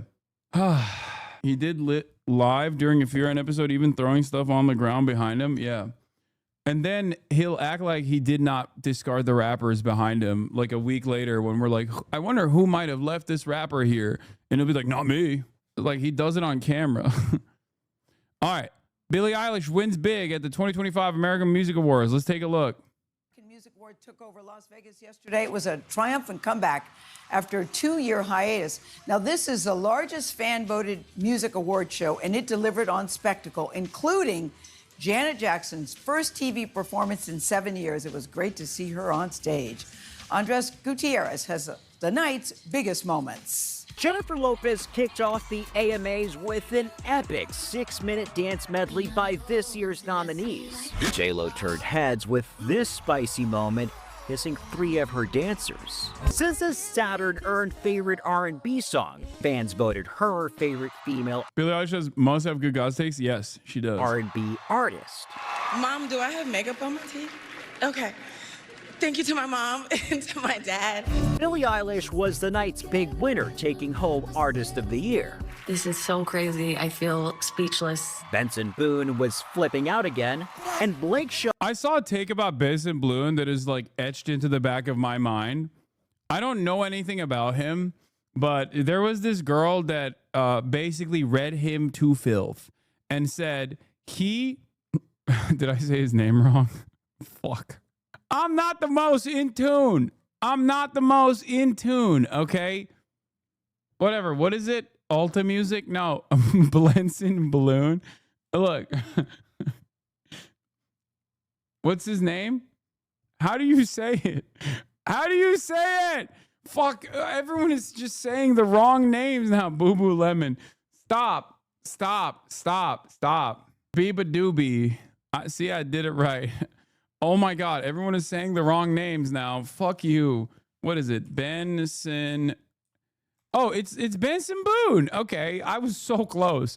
Y'all are fucking assholes, okay? I said Benson Bloon and I was wrong. It's Boone, okay? It's Benson Boone. Okay, shut up. Listen to me. I saw a tweet, or not a tweet. I saw a TikTok that was like, Benson Boone is inauthentic with all of this like tastemaker shit that he showcases himself as, because Like, yeah, you see him when he's like performing, you see him in these like crazy outfits or whatever. But the way he, like, someone that is that stylish in his performance would at least have like an eye for aesthetics. And if you look at the way, like, if you look at his house, if you look at the way he dresses himself when he's not performing, you get the you very quickly realize that like he has no eye for aesthetics whatsoever. Okay? Because and this person was, does anyone have the TikTok? I need to just Hot take, but the weird vibes or the ick that y'all are getting from Benson Boone isn't because he's a Mormon or used to be a Mormon. It's because he this isn't it. I don't think this was it. There was another lady that was like straight up showing like photos of his house. turned himself into a brand, or his label might have, either way. But he's trying to sell authenticity and relatability. And because he's not being his authentic self, it's falling flat and making people go, ugh. Now let's do a little exercise. Let's say this is y'all's first impression of me. Hi, I'm Nessie. I'm a theatrical costume designer. I created DashCon. I got the shit bit out of me by a raccoon last week. And also, more importantly, I'm a grad student studying critically endangered raccoon conservation. Do you believe me? I just said a bunch of weird ass shit. But do you believe me? If so, why? Right, now watch this. And watch his other videos. Can you tell that he's trying to sell you something? Yeah. Oh, this You is know it. how I know that this is not authentic to Benson Boone? And like this vibe, and certainly this. I've never met a man committed to like creative expression and art with just like no. Yeah, this is literally like all of the like the backdrops. Like this one-shotted me. Okay? This TikTok one-shotted me because as soon as I saw how this man was living and what type of like clothes he chooses to wear and how little care he has for aesthetics, it made me realize like everything about this is rich take. No, that person ain't rich. The person who's talking ain't rich. Benson Boone is rich on the other hand. Like even when I wasn't fucking breaded up like I am now, okay, there were still little curios and mementos and things that I cared about that like gave a deeper insight into like who I am as a person and what I care about. This man lives in an Airbnb, brother. No trace of like style or home decor or just like anything interesting around. Like not even some like cool, weird like shit from his grandparents. Yeah, you know? like that was again a great take. Everything is new and curated generically in a very Airbnb core kind of way. It would work for anything and everyone. Like you can't be 10 toes down that people are being like haters for no reason for hating the way you express yourself and then have no trace of self-expression or like appreciation of art or even like color. A stylist picked out this outfit. I just don't believe you. I'm not, this is giving. I've never moved before, let alone left my zip code. I wish I cared, to be honest. Maybe he moves a lot. Could be the case. Why are you hating on a young one? I mean, Cutie Cinderella is a great example of a former Mormon who obviously has like an eye for aesthetics. Like Cutie Cinderella is a perfect example of that. She not only has you know done a lot in her own home, okay? Like she has a specific style. Who cares? One of the photos said new home, LMFAO. I think ultimately I don't give a shit about how authentic Benson Boone is. As far as like you know, music goes, I don't know enough about music in general to give you an idea or give you an opinion on like his output. But as someone who knows very little, this TikTok was able to convince me about the inauthentic nature of Benson Boone. Why does everything sound like an audition song for The Voice? Alex Warren's Ordinary, Benson Boone's Beautiful Things, and more Hot 100 lists are leading a wave of pop releases that are a perfect fit for contestants auditioning for television singing competitions. I mean, listen, it's Imagine Dragons, right? That's what it is. Radioactive. Like, it's gotta sound like haters for real. I think the queer baiting is more problematic. Stop. I'm gonna stop you right there. I'm just gonna say time out. Okay? Time out on hate. I'm gonna say, dude, I love dropping this. I love dropping this randomly. I was doing it earlier this morning. I was like, time out on hate. I think we need to do this more often. That Shaq timeout is like burned into my mind. Cease your hatred. Okay? Timeout on hate. Say no to hate. It's so good. Anyway, can you watch Tim Dillon talk about Miss Rachel's Gaza video? It's a pretty great example of calling out the bullshit anti-Semitic propaganda on a decently big platform. I wanted to talk about this. I don't know much about Miss Rachel. I haven't consumed much of her content. My godson, who is 4, I don't think is a Miss Rachel fan either. I don't know. I don't know what he watches. Yo, put your godson on game, dude. What is this? What is this, bro? Your godson needs to be watching Miss Rachel. But I don't think it's Miss Rachel. I don't know what's going on in that household, to be quite honest. But Miss Rachel has come under fire recently because she does content for children, singing songs, things like that for kids. And Miss Rachel has come under fire because she's spoken out for the children of Gaza who are being starved to death and killed, bombed and stuff. And Miss Rachel, something's wrong with her, this woman. I think I don't know what's wrong with her. She's like mad at this. What? So Miss Rachel, yeah, I know. So this woman is like, doesn't understand like why all these kids in Gaza like do have to go, like all of them. She doesn't get it. She didn't get the memo that like these are not blameless children. Right. Finally, someone is saying the truth that is so hard to come by. Finally, someone also, but guys, he's being sarcastic. It's a joke. He's a comedian. He's joking on his comedy podcast. Just going to let you know, he is, this is the Autistic Man Explains the Autistic Community, the structure of a joke hour of this broadcast. Once again, I made the bro thought jokes would fly mistake, as I do all the time on this community. Okay. He is showcasing how fucking insane the counter narratives against Miss Rachel are by assuming their position and entertaining their position as though it is the truth. Okay, it's a little misdirection there. Do you understand? In an effort to like lean into what people say about Miss Rachel, he is showcasing that the people who hate Miss Rachel are in the wrong, and also insane people, as a matter of fact.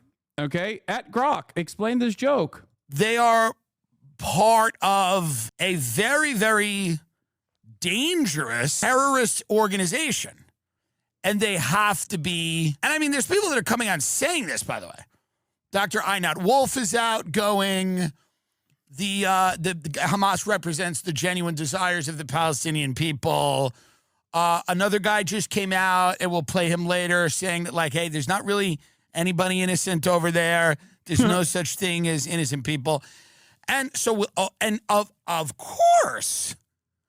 So it's odd to me that Miss Rachel is not figuring this out. She's like, yeah, because she must be a deeply anti-Semitic person, because everybody knows if you want to be someone who is not an anti-Semite, you have to assume that all Jewish people, no matter where they live, love unlimited baby murder. Okay?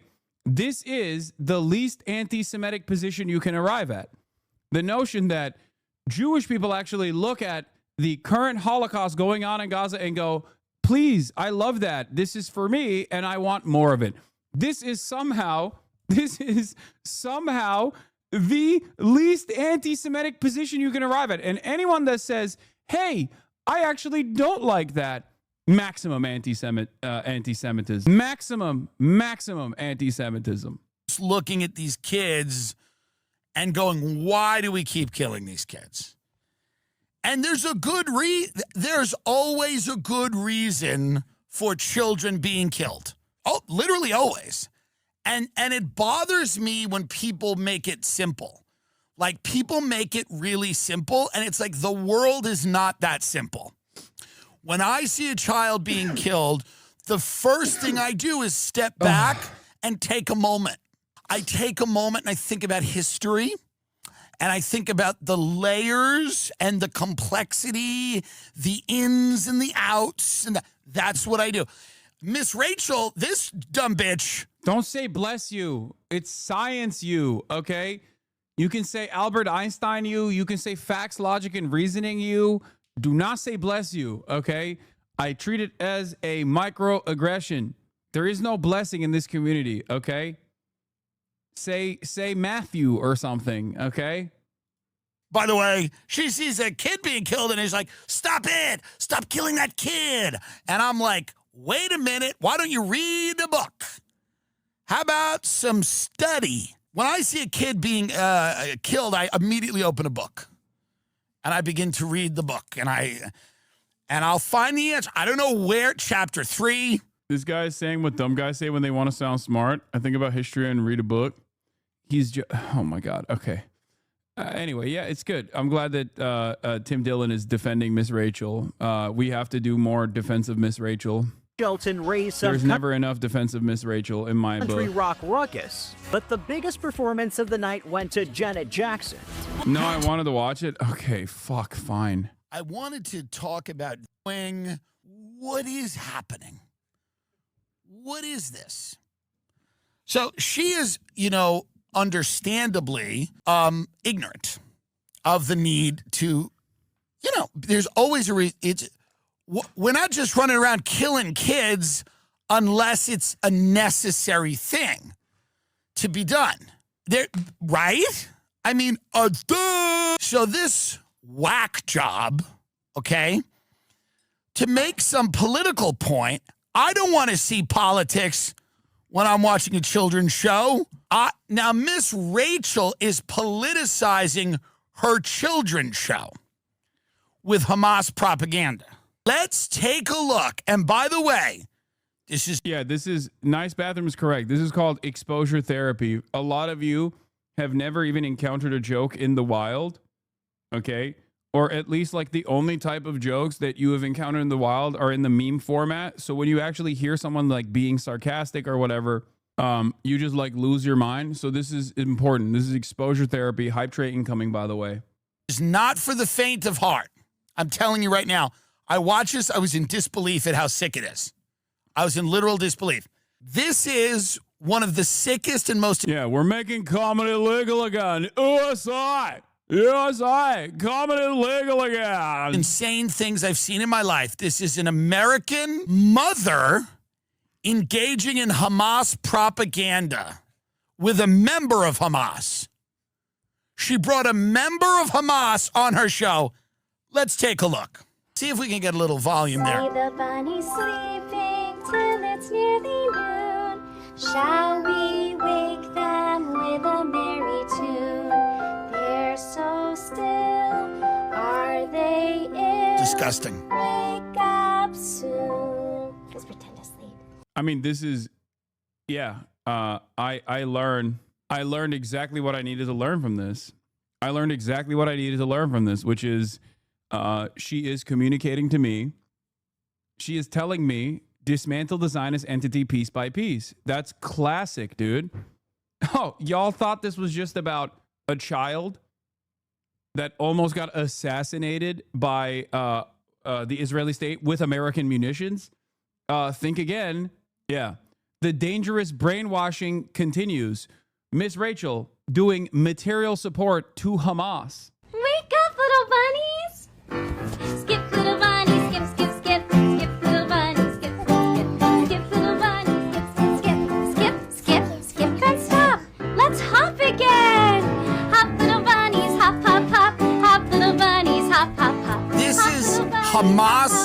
propaganda.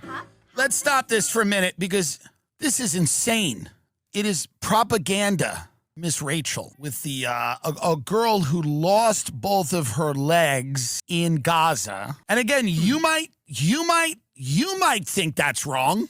You might think that's wrong from the comfort of your house. You might not understand why it's right. Because, as Douglas Murray would say, you're in the comfort of your home. You're in the comfort of your home. People in the Western world, in your culture. I think it is shocking how many people unironically believe this and repeat this. Like, there's definitely a real number of people that are actually firmly committed to this position. You've never been. Yeah, like 40% of our nation? No, fuck no. Dude, no. You're wrong about that. I will say, you are definitely wrong about that. Maybe 40% of like Washington, D.C., like 40% of politicians. Having said that, as far as like the average American's position goes on this, like it is maximum 30% of Americans, probably closer to like 20% to 25%. Straight up. There is no appetite for this level of death and destruction in the United States of America. Okay? It's certainly not 40% of Americans. What are they trying to imply when they say, have you ever been there? It's Douglas Murray and his like idiotic argument against Dave Smith on the Joe Rogan Experience that made the rounds, where Douglas Murray was allowed into the Gaza Strip with the IDF, of course. And he even posed in front of Yahya Sinwar's chair that he was assassinated in, that he was killed in, fighting till the very last moment.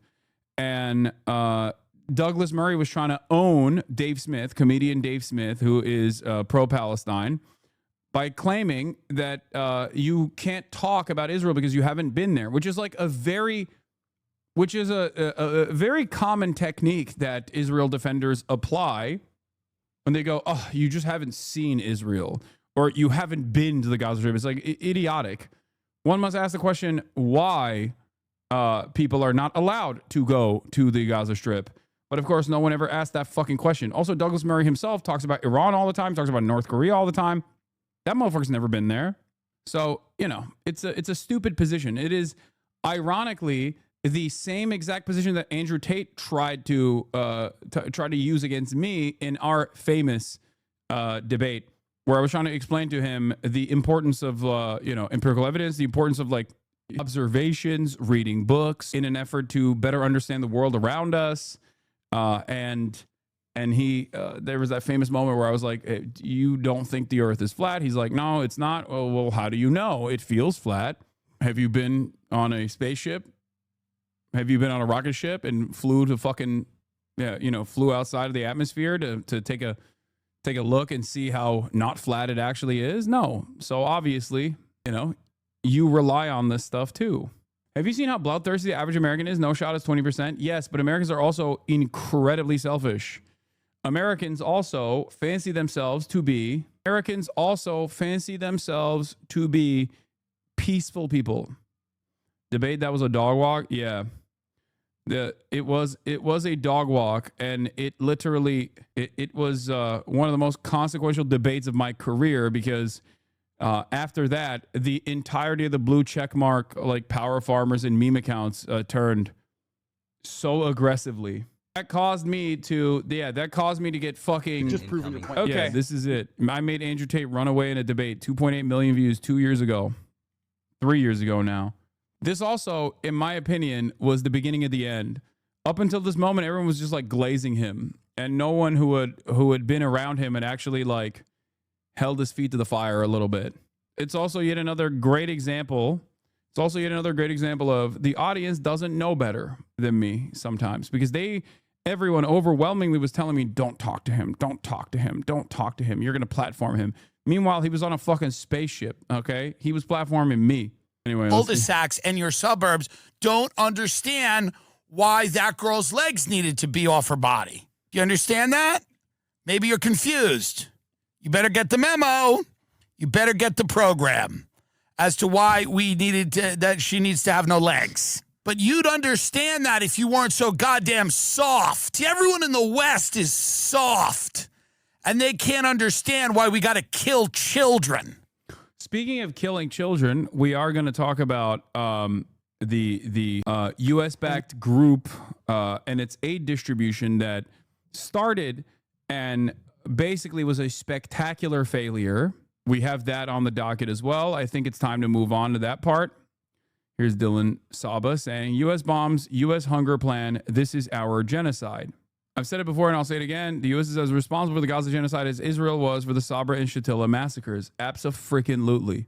Abso-freaking-lutely. Dylan is 100% correct. You might have seen some of the images on the timeline earlier if you're on Twitter or if you're on, I don't know, freaking Blue Sky or whatever you're on. But Dropsite News covered it extensively as well. I'm going to obviously talk about that. Here is my take on it, at least. Mohammed Shahada, thousands of starved Gazans stormed the dystopian Israeli-American aid complex in Rafah after being forced to stand in endless queues and bake in the sun in a fenced concentration camp while being subjected to biometric surveillance. U.S. mercenaries and Israeli troops are opening fire. Israel's Khan reports U.S. mercenaries were likely the ones opening fire at the starved crowds, while reports from Gaza indicate Israeli troops also fired at the crowds. People were told to stand in queue all day while the mercenaries pick and choose who gets aid and who starves.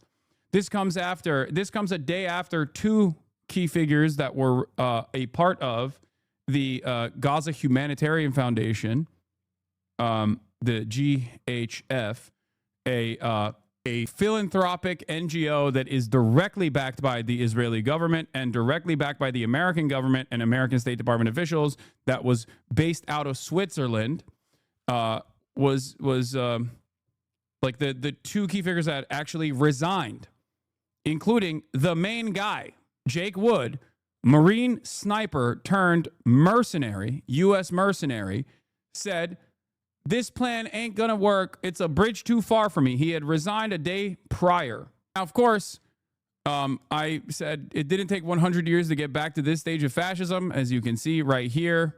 Identical. Literally identical. Almost one-to-one comparison. What are we doing?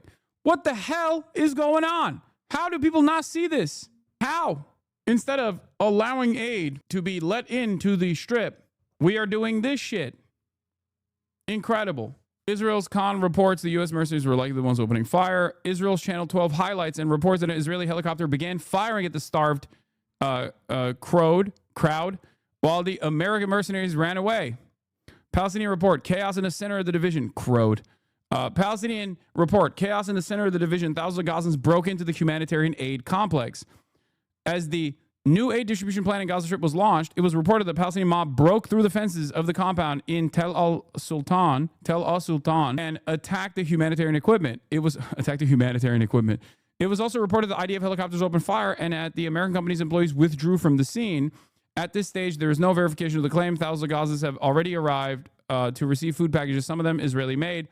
That's the other side of the story, by the way. Never let a fucking crisis go to waste. You know what they're selling? Or not selling, but you know who gets to make money off of this fucking genocide? Israeli companies. That's right. The aid that like we're spending money here in America to fundraise, and then these initiatives are going, they have to go through Israel. No other way to let aid in. Okay? And the food is still coming from Israeli producers. Thousands of Gazans have already arrived to receive food packages, some of them Israeli made. Hamas has also begun distributing free food in order to sabotage the distribution. Hamas has begun distributing free food in order to sabotage the distribution. Villain shit. You're a villain for writing that. Gaza is the 2025 version of a concentration camp. Tens of thousands starved for 86 days. Then came aid, a chaotic, humiliating spectacle wrapped in barbed wire and guarded by American mercs. Even they fled when desperation breached the fence. This is also part of the reason why you can't have sterile zones where aid distribution is happening in one area. You can't package millions of people into 25% of the strip when Gaza already, before October 7, was an open-air prison that was one of the most densely populated areas on the fucking planet. And then having that densely populated area and all of the population that has been starved get forced into 2 specific aid zones is ridiculous. There is a reason why the United Nations was like, we don't want anything to do with this. This is ridiculous. Y'all are fucking insane. They are making a smaller concentration camp inside of a concentration camp. Thousands of people starving for months, crammed together and treated inhumanely. And do watch the American mercenary perched on high, waving like he's at a concert. The image is truly dystopian mix of cruelty and performance, unbelievable but fully intentional. How's the crash out coming, bud? Oh, Jesus Christ. Dude, look at this. If you see images like this, okay? If you see images like this and you go, wow, I can't believe this person is very frustrated watching the fucking literal Holocaust unfold in 2025 in a post-Holocaust universe, right? Where we know these things are completely unacceptable. If you look at this and go, wow, lol, you're crashing out, you're just a fucking Nazi, you know? You are no different. You are no different than a Nazi. It's shocking. And I'm not even being like, I'm not even like that excited, right? In my commentary here, I feel like it's very reasonable. And you still look at like any sort of disgust at this image as simply crashing out, you know, then you are not a human being, you know? You're just not like, you are not a human being at all. You are flexing your indifference to unlimited cruelty. It is ridiculous. Utterly depraved. This wasn't humanitarian relief. It was a military-backed PR stunt. No system. 15-kilometer walks. Yeah, that's the other side of this. They made them walk 15 kilometers. Zero transport. Detainees mid-distribution. 1 food parcel last 2 days. This is an aid. It's humiliation designed solely for optics, not survival. This is damning. It confirms what everyone already knows. This isn't humanitarian aid. It's humiliation theater, a stage performance to tick boxes, claim success, and justify continued siege, all under military protection. The Geneva Conventions obviously prohibit perfidy, a war crime that includes combatants impersonating aid workers. In Rafah, American mercenaries posed as humanitarians, luring starving civilians into a military control zone with no real aid system. That is not aid. It is a war crime. They made Palestinians, after bombing them, bombing their homes, and then bombing their tents, they made those Palestinians walk 15 kilometers, okay, 7.5 miles to get to this area where aid was distributed, aid in air quotes, was distributed by the very same factions that are bombing them. And in the process of quote unquote aid distribution, after starving them for 9 miles, after starving them for 86 days, they started detaining people on the line. And of course, predictably, chaos broke out. I've been covering this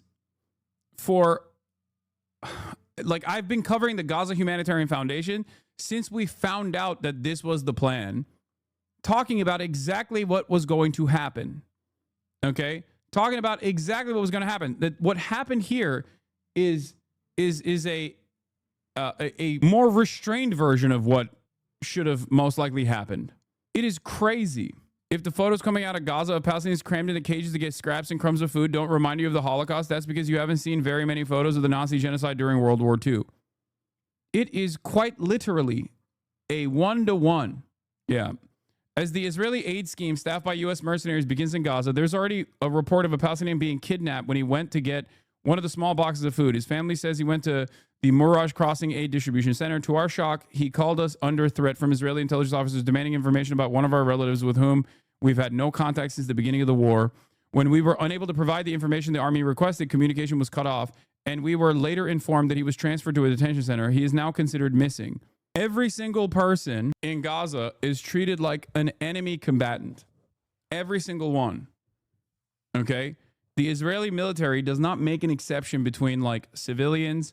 The Israeli military certainly does not make an exception for people who are even like politically involved with the civil governance and civil affairs. They are actively targeting people who are responsible for trash collection or responsible for policing, responsible for like they're killing the agriculture ministers and stuff, and then saying we killed another high profile Hamas target. Okay. They're killing journalists and then saying, well, this person was photographed next to Yahya Sinwar. So obviously he is also Hamas. They're killing children, and they're not even hiding it. They're openly doing it in display of the rest of the planet. And understandably, this has created a lot of resentment towards Israel. Israel has become a pariah state in even the Western world. It was already a pariah state for the global South. Now, even Western countries, the populations of Western countries see this horrifying picture, okay? And they also develop unimaginable resentment, understandable resentment, because fuck Israel. Who wouldn't resent this? Like I say, Tim Dillon is defending it. No, dude, shut up. He was being sarcastic. Oh my God, you're so stupid. I'm not having this conversation any longer. What the fuck? American and Israeli-backed aid supply group says it's started operations in Gaza, delivering truckloads of food to so-called secure distribution sites. The Gaza Humanitarian Foundation, which uses armed American security contractors, aims to bypass the United Nations as the major aid supplier to Palestinians. It's already... Oh, here, there's also this. UN experts express alarm at 2 new Israeli terrorism laws that permit life imprisonment for 12-year-olds and arbitrary suspension of child welfare payments, violating the human rights of Palestinian children. I mean, they already have a process where, like, if someone has done like a knife attack or something in the West Bank, okay, against a member of the Israeli military, or even like a citizen, civilian, settler, whatever, right? They will go back and they will destroy the homes. They will literally displace the entire family of the person that engaged. Like, they already do collective punishment with regular frequency. Okay? Which is, again, demonic. It's insane. Instead of like prosecuting the individual, which, by the way, ironically enough, the Palestinians have a right to resist in the West Bank, resist to the illegal occupation of the West Bank, for the record. But even within this like insane legal structure that they've designed for themselves with military tribunals and whatnot, the very fact that they punish the entire fucking lineage is psychotic. Now, on top of that, they've pushed this new law through where 12-year-olds can get life imprisonment. 12-year-olds. Yeah, only democracy in the Middle East. Already seen its own executive director resign in protest amid mounting concerns over the project. The foundation says it delivered truckloads of food to its secure sites on Monday, where distribution began to people in Gaza, although it isn't saying how many trucks were involved. The project has been controversial, seen by critics as politicizing and militarizing aid and using food distribution to cattle Palestinians into diminishingly smaller areas, with selective distribution used to starve out Israel's adversaries. The foundation rejects the criticism, saying its operations conform to the humanitarian principle of neutrality. Let's go live now to our Middle East correspondent. No, it doesn't. No, it does not. Aid to civilians in a theater of war cannot be given by enemy combatants. It cannot have any military use. It is illegal. That is literally illegal. Okay? The idea that you can use aid for military purpose is insane. But so is doing a genocide. Obviously, it is the worst crime that a state can commit. There is no crime worse than ethnic cleansing. Correspondent Yolande Nell. And Yolande, this new aid operation is underway. Do we have any more information about how it's going? We haven't heard any more today about aid reaching these new secure hubs, as the Gaza Humanitarian Foundation refers to them. There are 4. We're expecting initially 3 of them in the south of Gaza, 1 in the center. And the foundation is insisting that it's... Bro, the U.S. got away with indigenous genocide, so Israel will do the exact same. Yeah, there's a difference, though. Okay? One, that is, again, an unacceptable crime. It is the crime of all crimes. Okay? It's the worst crime of all time. Having said that, there was no internet. There was no global web of interconnected human beings. There was no like deep entanglement with this process. Okay? There is no comparison. Like, in most circumstances, You don't have, like, we have, until this very moment, we have never had a live streamed Holocaust where the belligerent party, the one doing the live streamed Holocaust, is only able to do so because of the unlimited support it gets from Western nations, but especially the United States of America. You are comparing a totally different time frame. Not to justify that, which is still, again, unjustifiable. And there was plenty of horrible things that the Americans did at the time, the settlers did at the time, parading scalps and decapitated skulls of the indigenous population, just horrible, monstrous things. But once again, making comparisons to the past like this also, I think, is a dangerous predicament, because, like, we must do everything we possibly can to stop it from happening. Otherwise, what lessons did we learn from the genocides of the past? What lessons did we learn? Like, this is the reason why I always talk about, like, the entire field of Holocaust studies are there so that we understand exactly how a society can be moved to get to that point, in an effort to never allow it to happen again. Okay, that's the basis for never again. And many people now unironically say never again just means for Jews, no one else. Never again just means, like, no more Holocaust and nothing else. It's crazy. That was the Kahanist position. Now it's become a commonplace perspective in Israeli society. Planning to reach more than 1 million Palestinians within the next week. So that would be half of the population of Gaza. All that we saw so far in a couple of official photographs that were put out, the most I could count was about a dozen men, apparently Palestinian, carrying away boxes. And we saw also some lorries with boxes in Gaza to move to the south. It's not Greek saying this was to pressure Hamas. All we've seen in the past week or so. Also today, the occupation announced a seizure of approximately 7 million shekels in cash and the confiscation of gold worth 6.2 million shekels were seized, and 30 citizens were arrested during a raid on exchange and gold shops today in the West Bank. Yeah, they're just like, dude, again, Nazi shit. They're robbing the Palestinians blind with the limited means that the Palestinians already have in occupied territory. They're stealing their clothes. They're wearing their clothes. They're wearing the clothes of the women in the homes that they have fucking displaced the Palestinians from. Of lorries being allowed to return back to Gaza is about 190 lorry loads, mainly of food, going in. And we're hearing, of course, that distribution is very difficult with people just so desperate on the ground. And Yolande, in the meantime, it's just such freak shit, dude. It is especially freak-like when, like, so close in your history do you have immediate relatives that were victim to this exact same design, like one-to-one, verbatim, identical design in the fucking Holocaust. To turn around and do it not 100 years after is psychotic. But then again, 1948 was immediately after World War II, was immediately after the Holocaust. The practice of destroying the houses of an attacker's family in the West Bank is so judicially infamous because it was challenged in the Supreme Court by Palestinian rights organizations. After all, the practice was only applied to Palestinians and never to Jewish murders.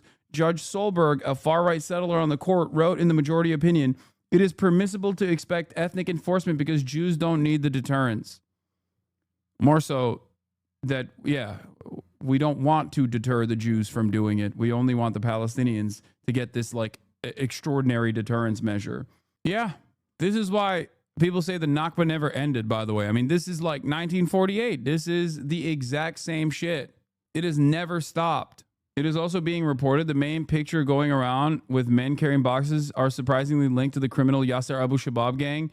You in the chat may remember me bringing them up multiple times because they're the same gang that has been working with the occupation to steal aid.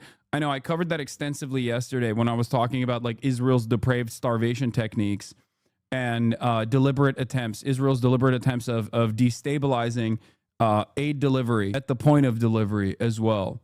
They have ISIS affiliate criminal gangs in the fucking Gaza Strip literally protected by Israeli drones, go up to aid distribution and cause chaos with weapons that they got from the Israeli occupying force, with gear that they're wearing from the Israeli occupying force. The Israeli occupying force is allowing an ISIS affiliate gang leader to literally harass truck drivers and extort them after they enter the Gaza Strip in areas that are red zones, where if you are a Palestinian, Israel automatically kills you. Except for these ISIS affiliates that are allowed to operate in those red zones. With the exception of these ISIS affiliates, no Palestinian is allowed to enter these red zones. Otherwise, they will get fucking lasered by an Israeli drone. It is shocking. And there's also been another development, a missile attack on Israel by the Houthis in Yemen. That's right. Sirens went off earlier today, and that's the fourth time in 5 days that that's happened. The Israeli military saying that it shot down a missile and another projectile that were launched separately from Yemen. We've had the Houthis saying that they are acting in solidarity with the Palestinians, although they have agreed with the US to stop their attacks on ships passing in waters going close to Yemen. And you know, Israel has acted, it's attacked Yemen repeatedly, but we have not seen these strikes stopping. It's 3 weeks ago that Israel hit the main airport in Sana'a, killing... Yeah. Yemen is the only country in the region that is willing to apply pressure to Israel, military pressure to Israel, as it's doing a fucking genocide. Go ahead. Yell at me and say I'm, pro-terrorism all day, every day. That's it. That's what the Ansar Allah movement is doing.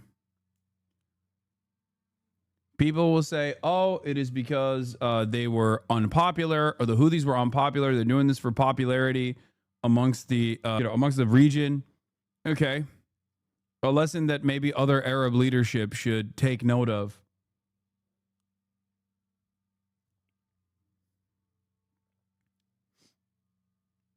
Iran or Yemen? What? Iran or Yemen should clap Yasser Abu Shabat and his fellow traitorous scumfucks? They can't. There's nothing that they can do. Israel had said it wanted to control the way aid got to Palestinians in Gaza from hubs like this one in the far south. Day one of that plan didn't survive contact with reality. The reality of a population Israel had denied aid since the start of March. Initially, there'd been reluctance to come here. The process included biometric measurement. Hamas had urged resistance against what it called... Speaking of straight up Nazi shit, here's a statement from Benjamin Netanyahu. I know, I have it right here. I'm going to pull it up. Here's what he said. There's no famine in Gaza. We arrested thousands of civilians to ensure they are not fighters and photographed them naked and showed no signs of hunger. In fact, they don't even exercise. It says here. Every part of this process is deliberately humiliating, for the record, okay? He says there's no famine in Gaza because we arrested thousands of civilians to ensure they are not fighters and photographed them naked, and they showed no signs of hunger. In fact, they don't even exercise. That is a deliberate attempt to ritualistically humiliate the fucking entire Palestinian population. I deleted my Gmail YouTube account and I go on YouTube to see League vids, and up pops a video against you. It's just so weird. This is associated to gamer vids. Yes, gamers, at least like gamer-based content creators, have horrifying politics.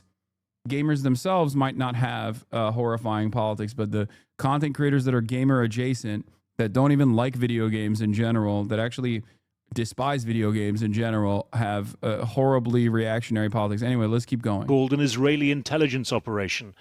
Israel has denied that, and in any case, soon enough, any idea of control was evaporating. People stormed the place and stole everything. The Americans started shooting, then the Israelis. More than 20 injured. And then a tank climbed the hill and started shooting. Each box is supposed to contain enough for nearly 60 meals, prompting some disbelief today. This man carrying the contents in his T-shirt after his box broke. I saw people running there. I decided to go too. People said it was scary. I didn't care. it was dangerous or not. I was going to go. I want to feed my children. Earlier today, the Israeli military proudly displayed the operation on social media. Prepared and ready, so they said, to deliver aid. The plan had been for nominated family representatives to collect food from the US and Israeli-backed, Swiss-based Gaza Humanitarian Foundation. The army said it would stop. Opposition leader straight up fucking said that this was the GHF was being funded by Israel too. Hamas looting the aid, something aid agencies said was not happening at any scale to begin with. We're standing here in this logistical area that the IDF built and will be run by a third party that will give the people of Gaza the aid directly. Every day, thousands of Gazans will be able to come here, reach this third party, and get the aid directly. For weeks, that idea had been heavily criticized by the UN and other aid agencies as unworkable and politicized. Fucking Nazi. The location of the 4 hubs established. How does this footage get leaked? Do the Palestinians have access to the internet? Yes, they do.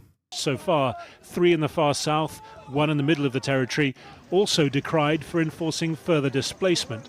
The UN's aid chief, Tom Fletcher, said it would see starvation used as a bargaining chip.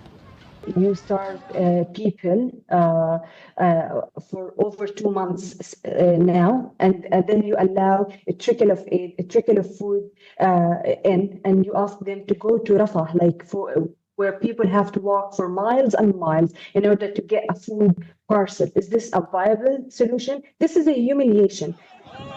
On Sunday, the executive director of Gaza Humanitarian Foundation resigned, saying it wouldn't be able to adhere to principles of humanity, neutrality, impartiality and independence. And while established aid mechanisms operate at restricted levels, everywhere evidence of the need for them. Even when they bring aid, nothing reaches us. As you can see, we're here like stray dogs collecting food from the trash.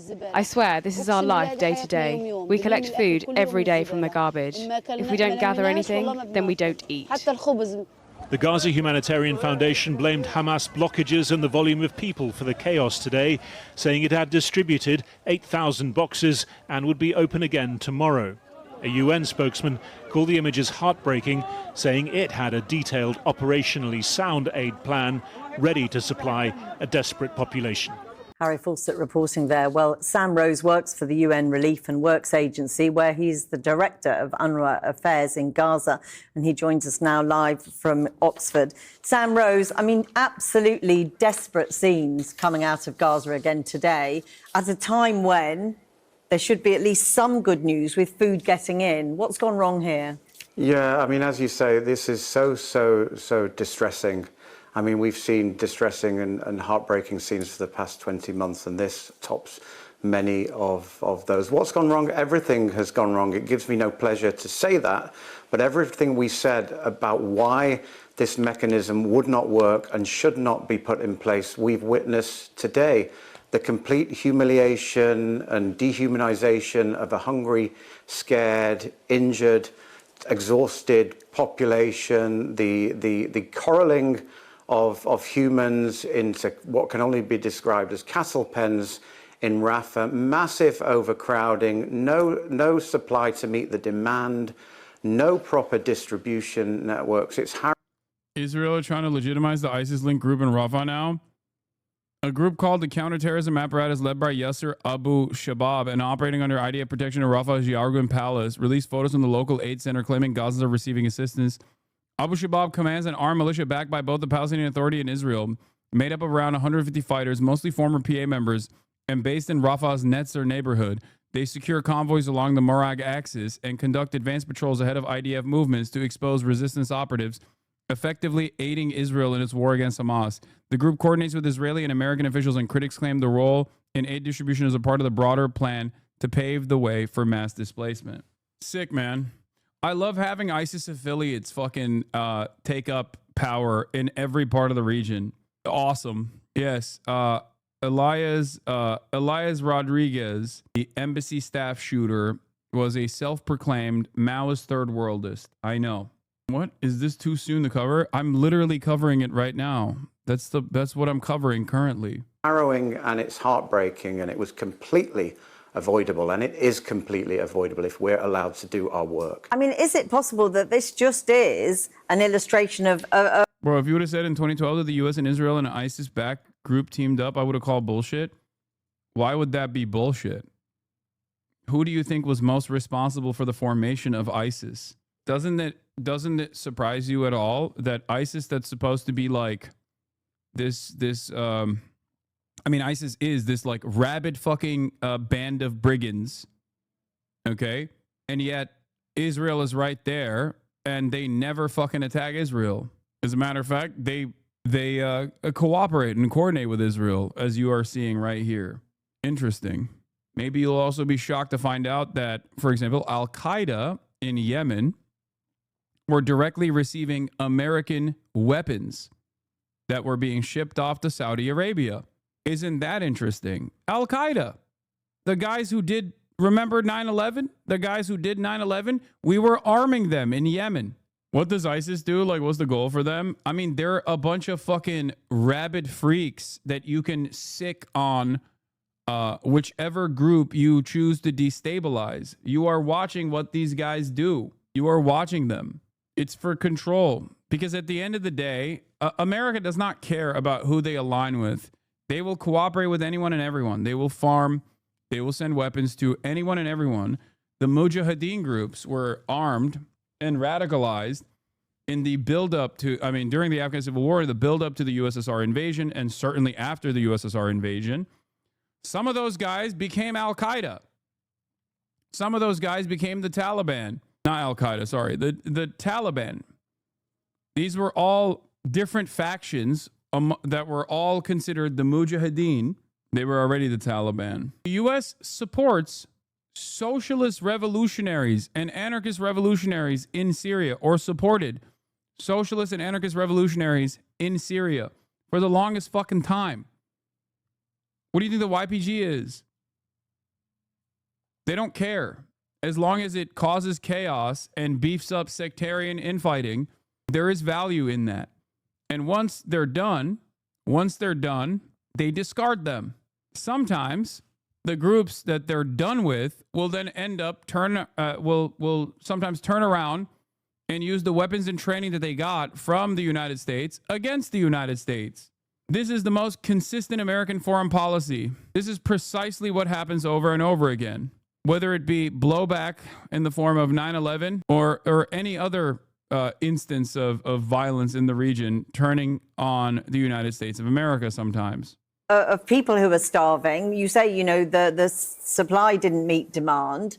Perhaps over the next few days and weeks it will, because many people would say it doesn't matter where the aid comes from, who delivers it, as long as it gets in there.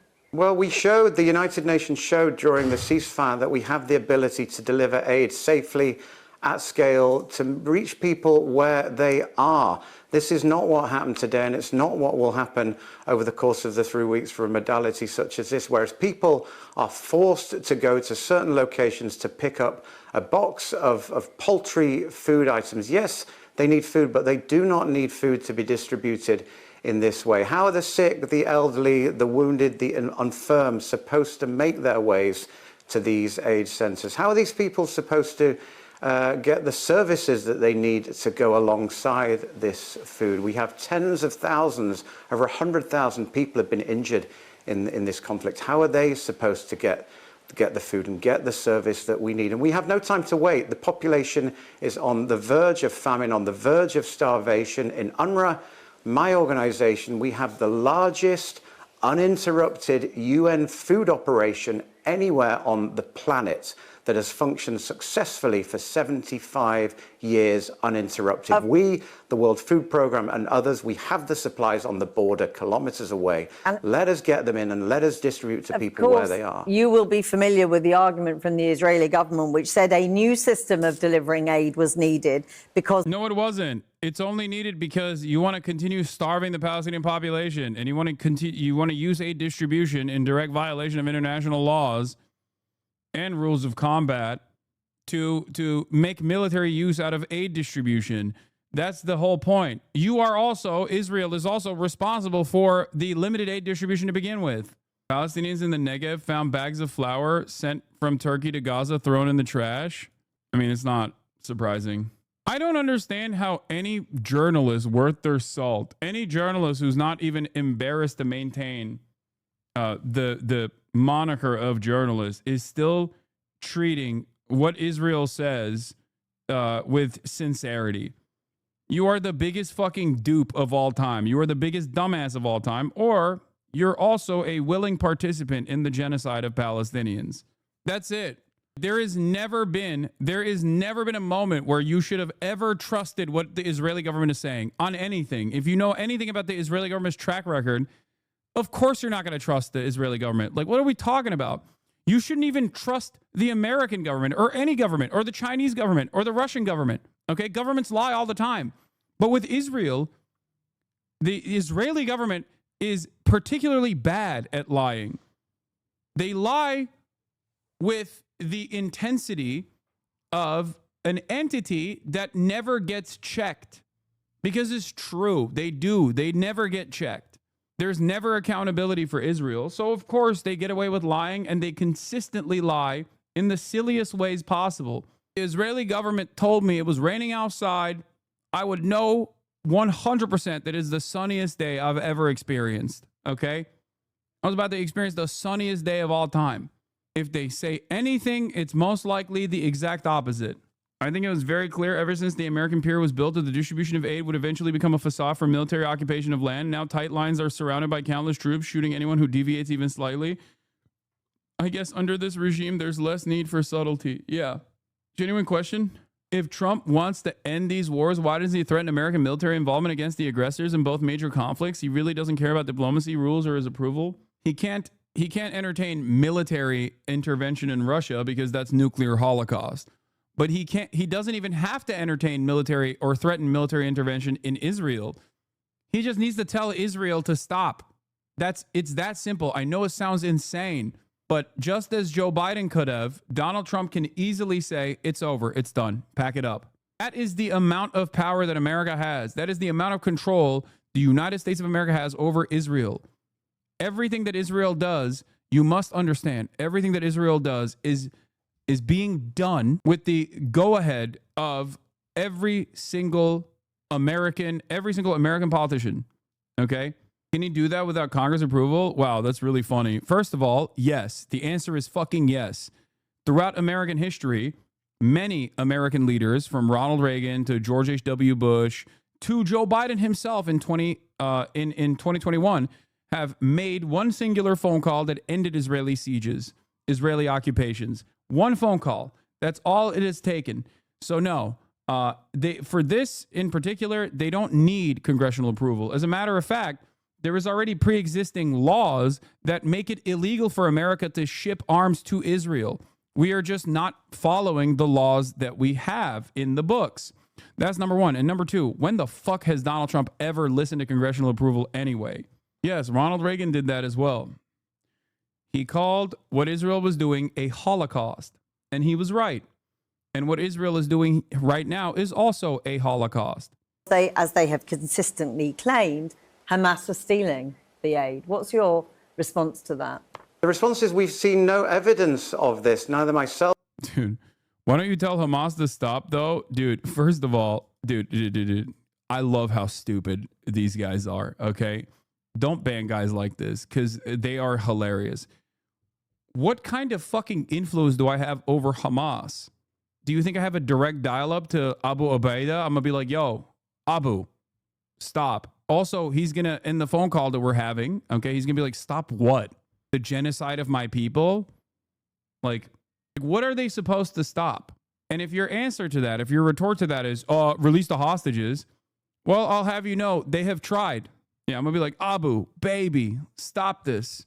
And he's going to be like, Hassan, I love you. You are handsomely paid propagandist in the West. Okay? I love you. I love your content. I think you should game more. That's what Abu's going to say. Okay? But I think you're a little off base on this. Conversation between me and Abu Ubaidah. He's going to be like, listen, I think you're a little off base on this because we have tried to release all the hostages and Israel refuses to negotiate with us. and consistently does the genocide that you are watching. Okay? So I'm not exactly aware of like what they should be stopping. My 12,000 staff, the entire humanitarian community in Gaza, none of us have seen any evidence of this. We have absolutely nothing to hide. We ask repeatedly for this evidence. Our programs, our distribution mechanisms have been assessed and evaluated independently over decades, and there's been no evidence for any of this. Show us the evidence and let the journalists in. If the United Nations are constantly decried, constantly criticized for what we're saying, then let international press into Gaza to see the situation for themselves. Okay. That's what I would say. Briefly, if you would, you know that the man who headed up this group has now resigned after just 2 months. He says the foundation cannot adhere to the humanitarian principles of humanity and neutrality. What happens now in terms of getting aid in? Should the foundation keep going in tandem with the work that you're doing? I mean, we've seen what happens if it keeps going. Just by calling something humanitarian. Why doesn't Hamas do anything about its PR? Like, why doesn't, like, have them clear their name more often? Brother, what are you talking about? It is literally virtually illegal in many places to even recognize Hamas as anything but a group of, like, rapist barbarians. Is this satire? What PR? They already do that.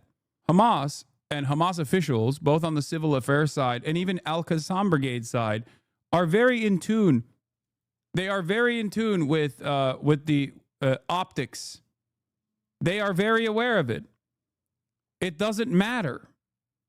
Most people think all Arabs and all Palestinians and all Muslims are rapist, barbaric monsters that are basically just a parasitic force that then comes into Western countries. Have Abu Ubaidah say, no, we don't steal food. First of all, here's how I know your demands are stupid. They already do that. What are you talking about? You think anybody fucking believes what they have to say? What are you, crazy? They're paying you, right? Maybe you can get some more influencers on board, custom sync music videos or something. You just proved exactly like they do. They release statements all the time.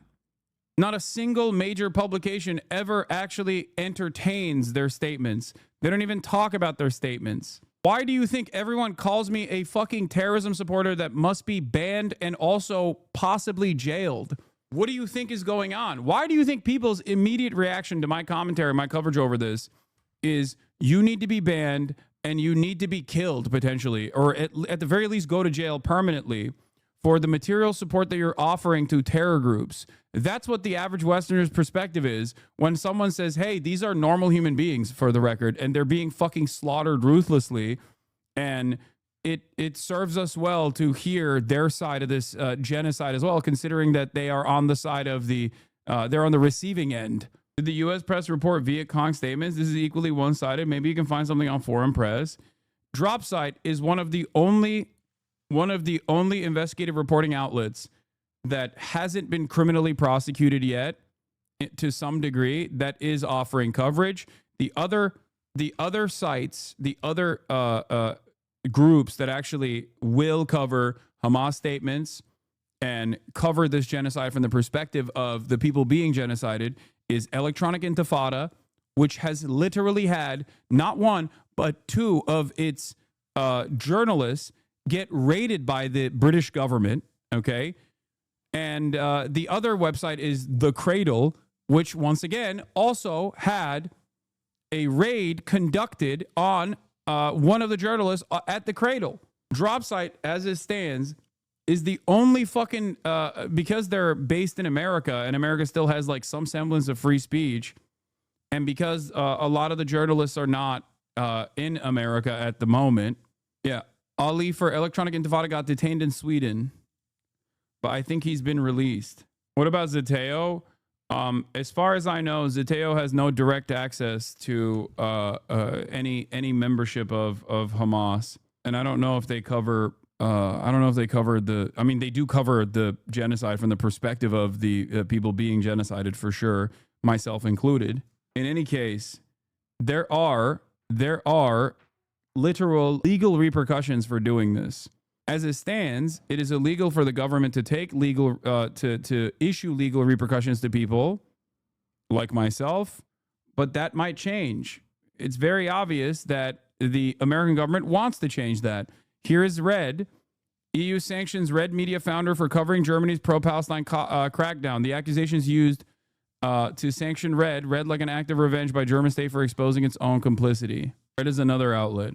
Hussein Doğru, an AFA media which operates Red, citing their coverage of Germany's pro-Palestine protests, which the council claims supports Russia. Minor correction, Ali Abu Nima was arrested and held in Switzerland, not Sweden. Yeah. At Chatter, who mentioned the VC, there were over 600 accredited journalists in Vietnam by 1968. Israel lets nobody in. I mean, there is that element too. German media politicians and journalists have begun their whitewashing campaign. 1 year and 9 months, they supported genocide and refused to name it. Now they use the word genocide, so one day they can claim we were always against it. You are all complicit, says. It's interesting because, like, on the one hand, they're doing stuff like this, right? And they are trying to make it basically illegal to cover this shit. But on the other hand, now, because the tides have changed and it's virtually impossible for them to hide the truth, and the population is not oblivious to the death and destruction, they're also all of a sudden coming to that conclusion. Oh, yeah, I guess it is a genocide. Oops. Sorry, we fucking raided your home, Asa Winstanley. UK police raid home, seize devices of electronic intifadas. Asa Winstanley. British counterterrorism police on Thursday raided the home and seized the several electronic devices belonging to Electronic Intifada's Associated Director Asa Winstanley, who used to be a labor guy back in the day, of course. You also have people like Kneecap, Mohara from Kneecap, also getting slapped with a fucking terrorism designation. An officer conducting Thursday's raid informed Winstanley that the investigation was connected with the journalist's social media post. Attempts to reach the Metropolitan Police Service for comment for the story has been unsuccessful. Although his devices were seized, Winstanley was not arrested and has not been charged with any offense. He's active on several social media platforms. Encouragement of terrorism. That's what they said. Animals, all of them. And does not make it humanitarian. I applaud the CEO of the Gaza Humanitarian, so-called Humanitarian Foundation for standing down and listening to the concerns and the issues that we had raised. We don't need these two systems to work in parallel. We need the aid that is on the border, the several thousand trucks of aid that is on the border. And I'll be accused of being a liar for saying that, I'm sure, but it is there. Believe me, we need to be allowed to get that in. In 4 days during the ceasefire, my organization, UNRWA, we distributed food to 1 million people. That's what's needed for these people who are facing famine and starvation. Sam Rose, going to have to end it there, but thank you very much for speaking to us. We're left. Norman Finkelstein versus Benny Morris on Gaza, 39-minute debate, which I will be entertaining. But before we do that, there's more I must cover on this issue. One, here is Mehdi Hassan at Al Jazeera talking to the ex-Mossad head on Israel's medical aid to the al-Nusra Front, okay, ISIS affiliates. The reason why I'm bringing this up is because people are asking me about Yasser Abu Shabab, okay? Yasser Abu Shabab is also an ISIS affiliate and a gang leader.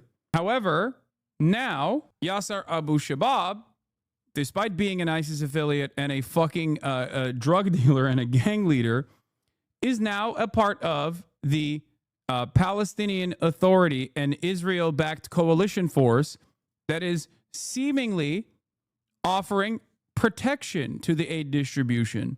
Yes, al-Nusra is the group that Jelani was affiliated with, the al-Nusra Front, or Al-Qaeda and ISIS, yes. Or Al-Qaeda in Syria. But to speak up. It's a branch. It's a branch. It's all the same shit. Al-Nusra is the Syrian version. These amputations, some are, many are burned. Sorry, hold on. This is what I was going to show you. Levy, what outcome do you think the Israeli government wants to see in Syria? A victory for Assad or a victory for the rebels? Or is this Syrian civil war dragging on actually the best of both worlds for Israel because it neutralizes a threat on the country's border, as some would say it's useful, and it distracts attention from the Palestinian problem? First of all, 6 successive Israeli prime ministers tried to get peace with Syria. 6 of them. And none of them was able to do this. Syria is the key to peace in the Middle East. It has always been Syria and not any other country. Secondly, I want to say very clearly that the problem in Syria today is not the Syrians. It's the external involvement in Syria. On both sides or one side? The Syrians entered a civil war. Within the last few years, at least 3 foreign elements have entered Syria. One was the Hezbollah, and Assad tried, with the help of the Hezbollah, to overcome the opposition, and the Hezbollah failed. Secondly, the Iranians came in, and they failed. They failed dismally. And then the Russians had to come in because the Iranians had failed, and the Russians came in, and they also... And they would all say foreign fighters came in on the other side. Foreign fighters are foreign fighters. But the Hezbollah had nothing to do there. The Iranians had nothing to do there. And I think the Russian presence is not contributing Fair enough. even to Russian So to deal with my security. question, what does Israel, in your view, want to see as the outcome in Syria? Assad staying or Assad going? A victory for the rebels or the victory for the government? I think, or neither. I think Perpetuation of war. what Israel would like to see would be an outcome where an independent Syria, independent from foreign intervention, was left to its own and was able to chart its course. So an independent Syria with Assad in control would be fine, as long as it was... I didn't say in control. I'd say an independent Syria in the confines of the Syrian borders would be able to chart a policy of, shall we say, of peace and of acceptance with its neighbors. It's a wonderful description. I'm sure many people would support it. You're not actually answering the question. With Assad in charge or the rebels in charge? Whoever is in charge. So Israel doesn't have a view, is your answer? Whoever is in charge and is willing to follow such a policy. So to be clear, Israel does not have a preference between the rebels and Assad. It's whoever sticks to this description. I think we have no preference. Okay, you say no preference. There have been reports. This was in 2016, chat. Israel's been treating wounded Syrian rebel fighters in its hospitals on the border, including fighters from Nusra Front, which is, of course, the al-Qaeda proxy in Syria. Do those reports worry you that Israel's helping wounded al-Qaeda-aligned fighters? As I said before, in a different context, it's always useful also to deal with your enemies in a humane way. And I think... Dude, saying that is so crazy. Saying that is so crazy because, like, obviously, even at this point, like, they're not dealing with their enemies, Hamas, in a humane way. They are not offering medical treatment to Hamas, brother. Oh, no. Oh, hell no. Because ISIS is not an enemy to Israel. That's the whole point. Okay? ISIS is not an enemy to Israel. It is a collaborator to Israel. And here it is.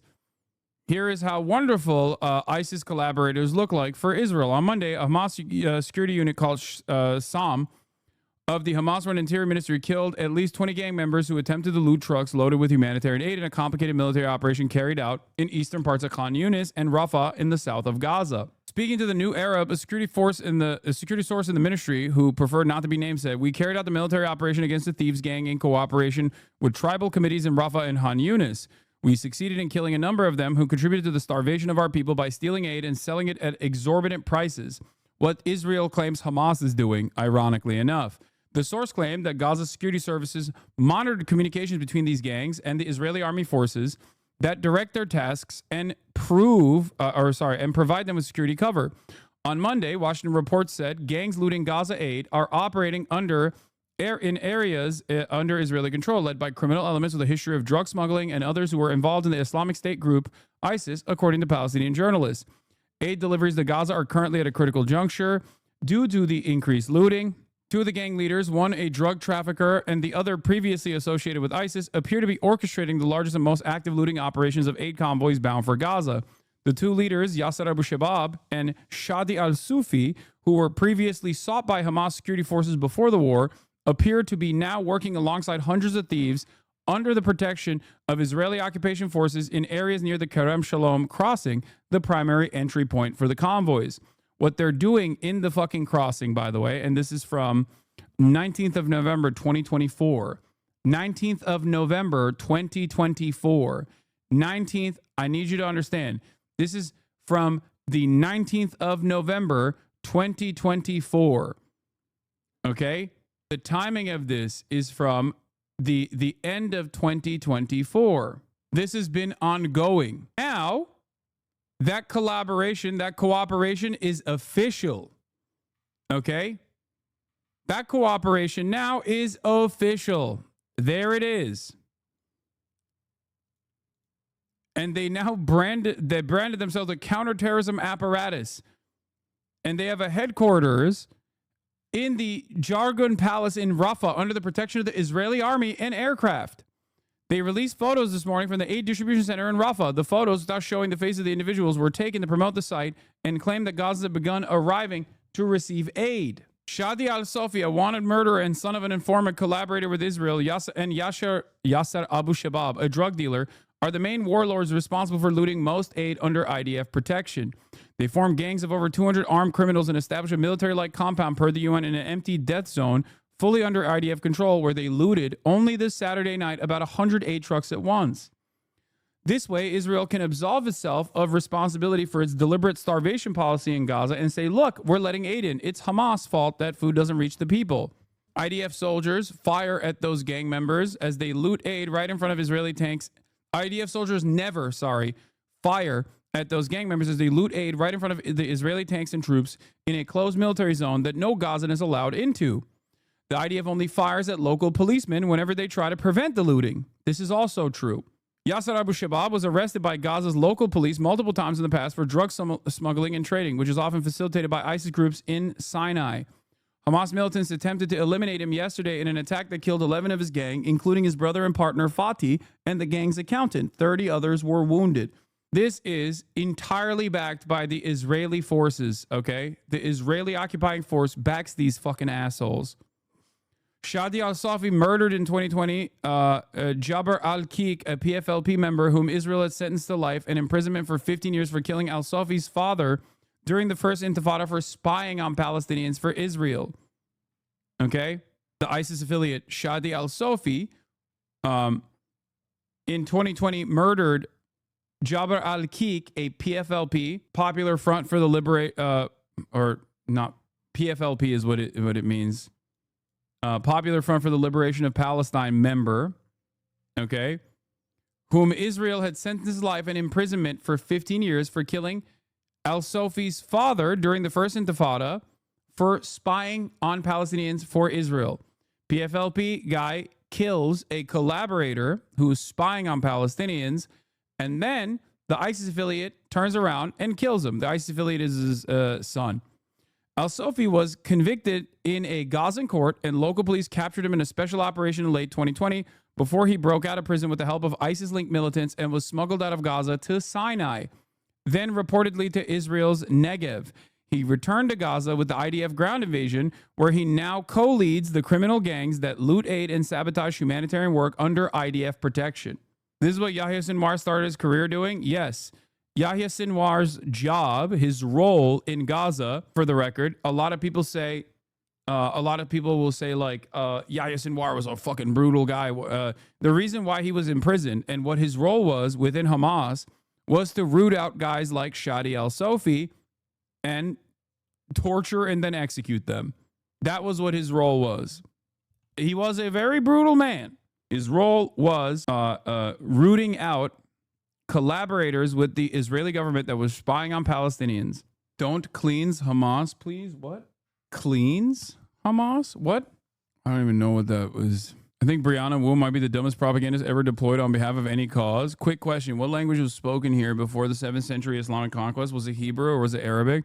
I know facts aren't Free Palestine's thing, but it was the Jews' land historically, and it's their land today. That's why Israel's the most successful decolonialist project in human history. Chat already is giving the answer. It was Aramaic or Greek. That was the most commonly spoken language in the region. But yeah, here, this is the meme. Yeah, Netanyahu. Yeah, we know Jesus. He spoke Hebrew. Pope Francis. He spoke Aramaic. Israeli Prime Minister Benjamin Netanyahu saying, we have a natural bond. Jesus was here in this land. He spoke Hebrew. Bro, yeah, Jesus explaining to the Pope is so funny. God, Benjamin Netanyahu, one of the most arrogant, entitled douchebags on the fucking that has ever graced God's green earth, okay? It is crazy. This comment chain killing me? No. Aramaic was the main language. By then, Hebrew was a liturgical language. Is Aramaic closer to Hebrew or Arabic? All three are forms of the same language family and share many similarities. From what native speakers tell me, if you learn one, then their others can be acquired easily. It's like English, Dutch, and German. No. Linguists and archaeologists here, yes. No. I'm sorry. Are you trying to educate me on basic facts right underneath an idiotic claim that I just made? No. By the way, it's especially stupid, okay? It is especially stupid because who gives a fuck? Even if literally the language spoken there was Hebrew, okay? Which it wasn't. But even if it was, oh my God, I don't give a shit. What is that? Why would that justify the ongoing ethnic cleansing of the indigenous population? You fucking psycho. What are you saying? Like, my attitude, call me woke, okay? But my attitude is, guess what? The current ethnic cleansing campaign that Israel is conducting does not justify an ethnic cleansing campaign of all of the Jews in Israel right now. Nothing justifies a genocide, even another genocide, okay? Like, I don't believe that. Does that mean that, like, Palestinians don't have a right to resist? Of course I'm not saying that. Of course Palestinians have a fucking right to defend themselves, both legally under international law and also morally. Like, they have the morally correct position. If they want to defend themselves, they have every right to do so. But this notion that, like, well, you know, they were there in before the 7th century Islamic conquest is so fucking stupid. Okay, who gives a shit? What do you mean? Suck my dick. Fuck you. What kind of dumb shit is this? What is this? Filming yourself harassing a random Palestinian person in public and then writing the caption as if you're the one in danger? Please be serious. Probably shouldn't behave like this without security, but I can't help it. What is this? I'm Yisrael Chai! I'm Yisrael Chai! I'm Yisrael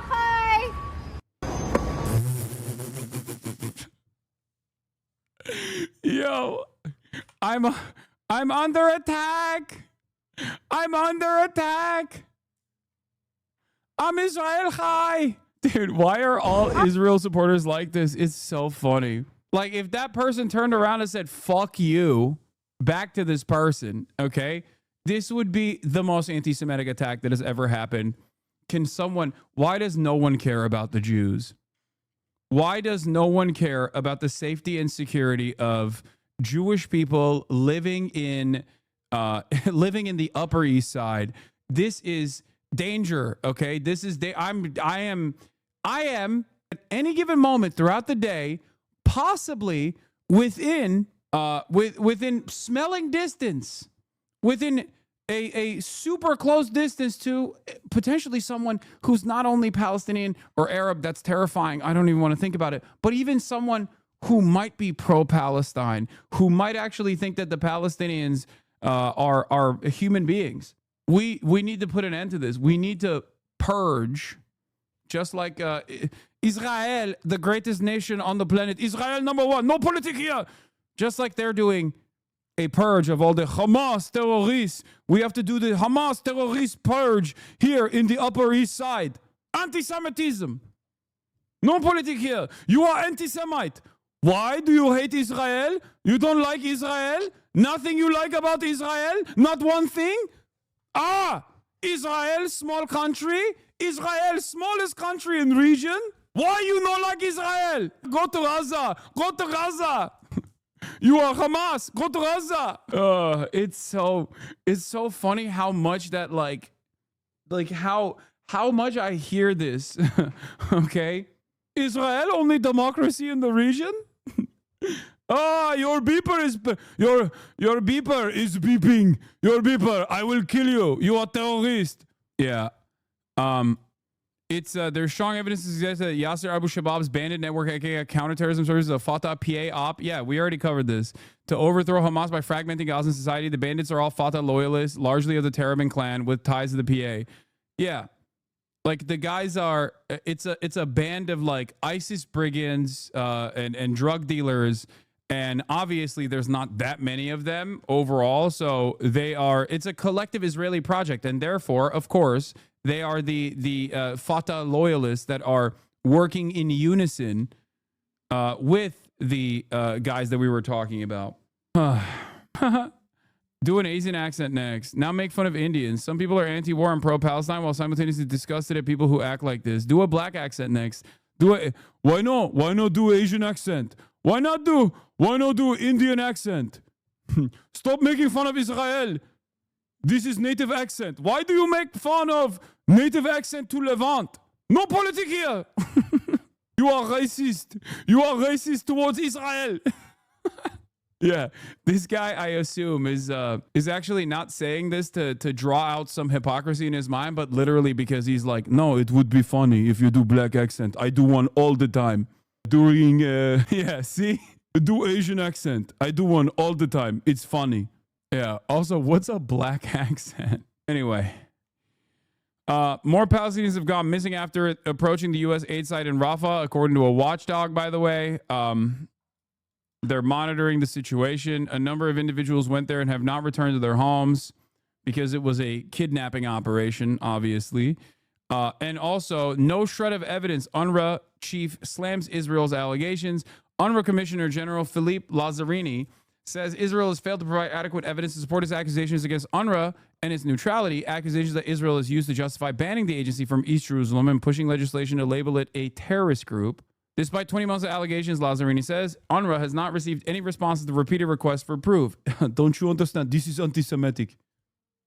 Anti-Semitic. Proof? You want proof? Oh, you hate Israel?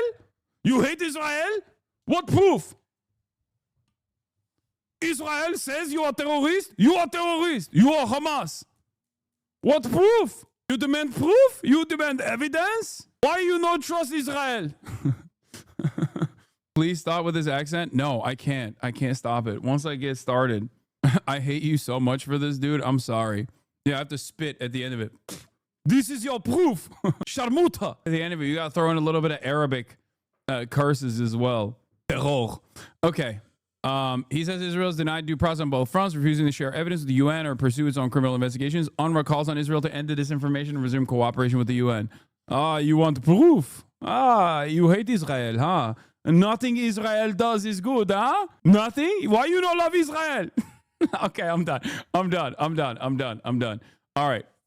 Let's watch Benny Morris go toe-to-toe with the man, the myth, the legend, Norm Finkelstein. Lives. Show me the gas chambers. He spoke about objectivity or something. The man is a total Hamas propagandist. Fully one half of Israeli Jews believe that Israel should conduct a genocide in Gaza. That is a lie. I know, Benny, everybody's lying. We are looking at the Holocaust live on 4K screens, and our politicians, our human rights organizations feel helpless.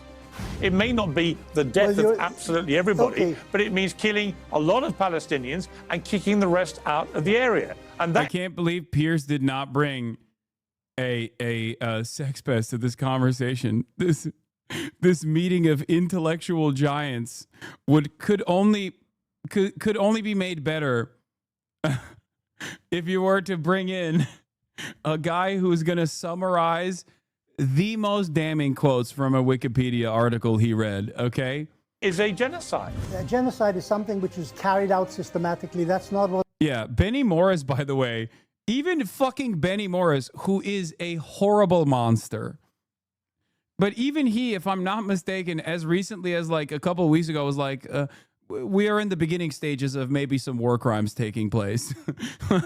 So, you know, he is, after all, the guy who famously uncovered the planned ethnic cleansing campaign of the early Zionist brigades and then said it was awesome and good and it had to be done. What is happening? They may even have a genocidal mentality, but they do not control government policy. That's done by the generals and, unfortunately, in my mind, by a man called Netanyahu, who's totally a corrupt and incompetent. See? Even Benny's hitting the liberal Zionist exit ramp. Oh my God. Oh my God. Even if they're being genocidal in their statements, I mean, that's just like, that's just, you know, it starts at 13. Okay. Yeah. All right. Let's get into it. Let's get right into it. Benny Morris and Norm. The war, Professor Norman Finkelstein and Benny Morris, Israeli historian. Well, welcome to both of you. Benny Morris, my main question right now for Benjamin Netanyahu, I put it to him on X directly. And I said, if you're doing everything by the book and everything is justified and everything is legal and you're not committing any war crimes or any of these things, I simply asked him one simple question. If you're doing nothing wrong, let international journalists go in and see for themselves. Piers, are you Hamas? Why you not trust Israel? Why you no trust Israel? Journalist? More Hamas? Is that what you want? More Hamas? Anti-Semitism. And I think it is Why you completely don't trust shameful Israel? that the Israeli government continues to stop international journalists from doing their job. And it's down to the individual risk assessment will be by the journalists and their companies. You know, it was put to me on 2-3 days ago by an IDF member that somehow this has been done for the safety of the journalists. It's not. It's complete nonsense. And that's not down to the Israeli government anyway to make that call. I mean, do you at least accept that it is wrong that journalists are not allowed in there? I completely agree with you, Pierce. The government has made a terrible mistake in not allowing journalists in, and whoever dies. By the way, the government's made a terrible mistake not allowing journalists in because we could have killed more of these fucking annoying journalists. You know what I mean? There dies, but they should have allowed them in. But I would like to make a comment about what your previous guest was saying. He said he spoke about objectivity or something. The man is a total Hamas propagandist. Half the things he said were outright lies. Dude, give it like a couple more months. Pierce is going to be talking about glory to the martyrs, okay? Give it a couple more months.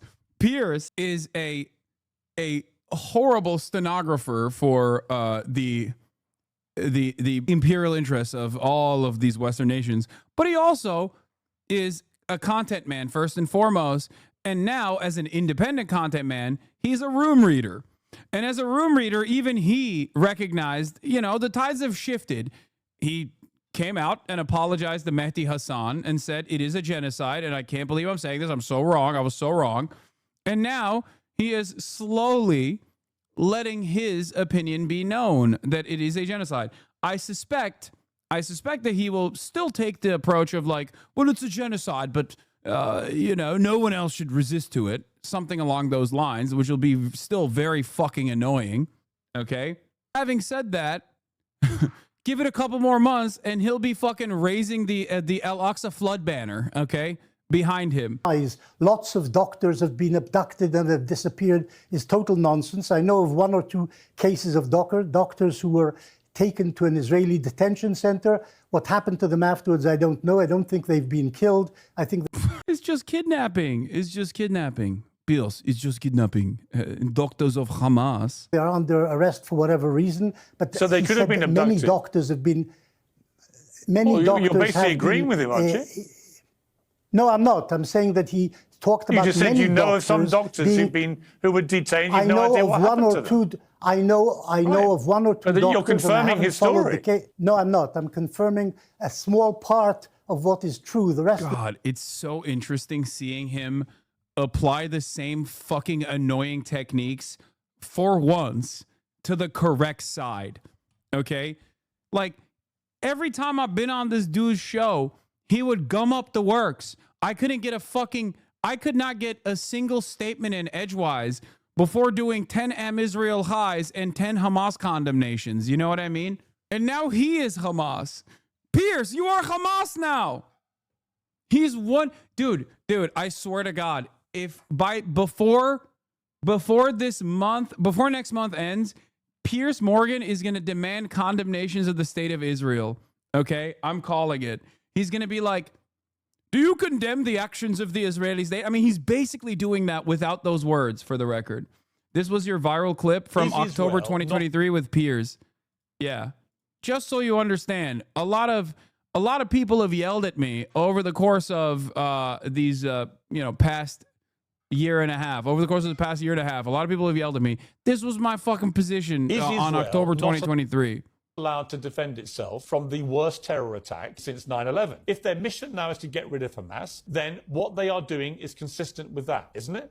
No, you said Israel has a right to defend itself. Absolutely zero people think that this is a ridiculous statement. However, how Israel is defending itself is collective punishment. Collective punishment in the form of depriving 2.2 million people of electricity, of water, of food, 51 people dying in the West Bank where, there is no Hamas in the West Bank, killing 3,480 Palestinians so far in Gaza, 1,000 plus children, 22 hospitals being bombed. These are horrifying crimes that you would openly say are horrifying and unjustifiable when Russia does it, but when Israel does it, Israel has a right to defend itself. This is identical to the same talking points that I've heard from every Israeli administration official. It's the same thing that I've heard from everyone else in the media. You might have been against the Iraq war, but you're using that for evil, in my opinion, at this point, if you are not sitting here and condemning those war crimes, those acts of violence, those acts of collective punishment. The other one that's like my famous clip of me yelling at the pink-haired twink is also me yelling at liberal Zionists who try to both sides of fucking genocide. A lot of people forget, but that was me yelling at a person who was trying to fucking both sides of genocide. I was like, what the fuck do you mean both sides are in the wrong here? Like, what are you talking about? There's no both sides. Shut the fuck up. You don't know anything. Can we watch that clip quickly? I'm trying to find it. Hold on. Is this it? Listen to what I'm saying, and you will understand, perhaps, what I'm trying to imply here. That's very patronizing. Utilizing the hostages. Yeah, I am being patronizing. I don't know who the fuck you are, and you're over here chirping all the way from fucking London about Palestine and doing a both sides are fucking fine type bullshit where you're talking about how you want to fucking free Palestine, but also simultaneously, both sides got a lot going on. Shut the fuck up. You don't know anything, okay? Listen to... I was so mad. That needs cleanup, okay? But I was so fucking mad that I just couldn't. I couldn't get the words out correctly. The girl one is better. Everyone wants to criticize the IDF's response, but nobody wants to tell me what should Israel be doing to retaliate October 7th, eradicate Hamas from preventing another October 7th, and bring the hostages home. I have an idea. Do you have a solution? I have an idea. How about not killing the hostages? I have an answer. Thank you for proving my point. It's called the dissolution of the apartheid regime. Dissolve the apartheid regime. So what would you like to allow see Palestinians happen, Hassan? breathing room.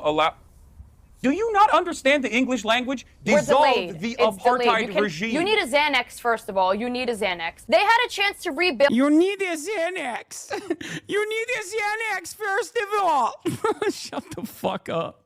I have maintained the same position over and over again, but while there is no moral equivalence between Hamas and Israel, Hamas is clearly on the right side and Israel is clearly on the wrong side. Hamas is a fucking group of orphaned soldiers that were born out of the Israeli occupation.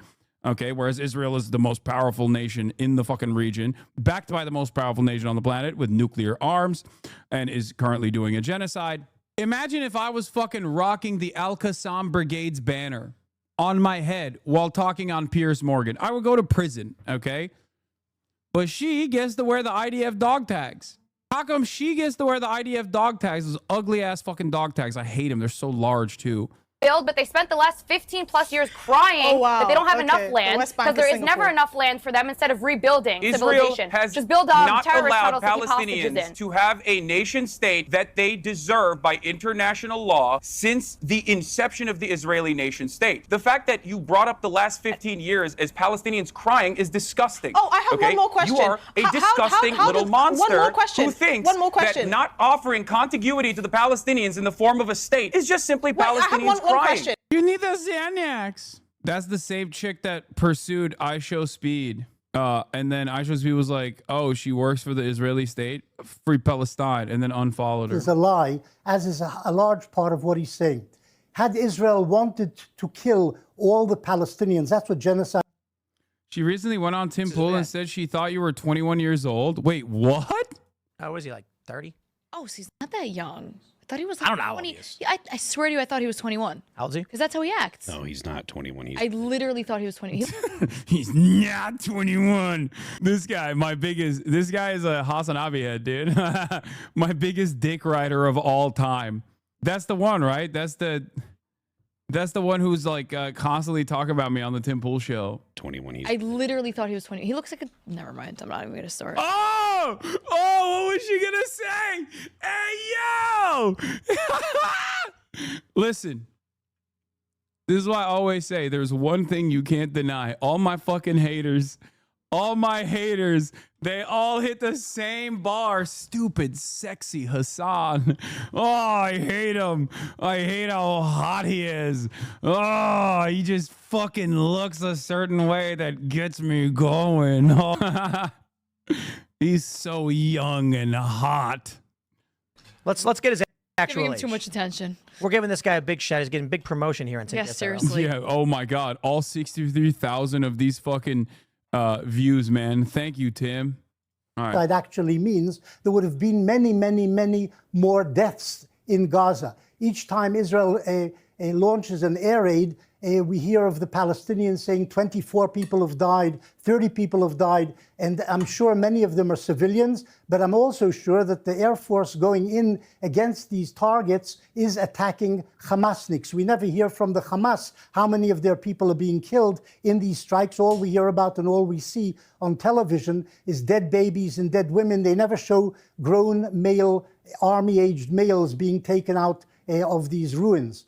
And the Hamas uses these things systematically, the schools, the hospitals, various so-called safe compounds to hide in. But out of interest, all right, but Benny Morris, when you hear someone like Smodrich last week talking about the campaign to just clear everybody out. He's disgusting. You don't have to convince me. He's disgusting. Right, but so my question for you, but my question for you though is this. All right, he's disgusting. What he said was disgusting. Yes. What he said was also genocidal. Whereas you do not believe it's genocide that's going on, he clearly is talking in a way which made me believe that actually maybe the intention is genocide. It may not be the death of absolutely everybody, but it means killing a lot of Palestinians and kicking the rest out of the area. And that is a genocide. Yeah, Piers. Guys, Piers is on the right side of history now, okay? Forget about all the stuff that he said before. I mean, that is his goal. He's trying to do that. He's Hamas now. Genocide is something which is top-down government policy and carried out systematically. That's not what is happening.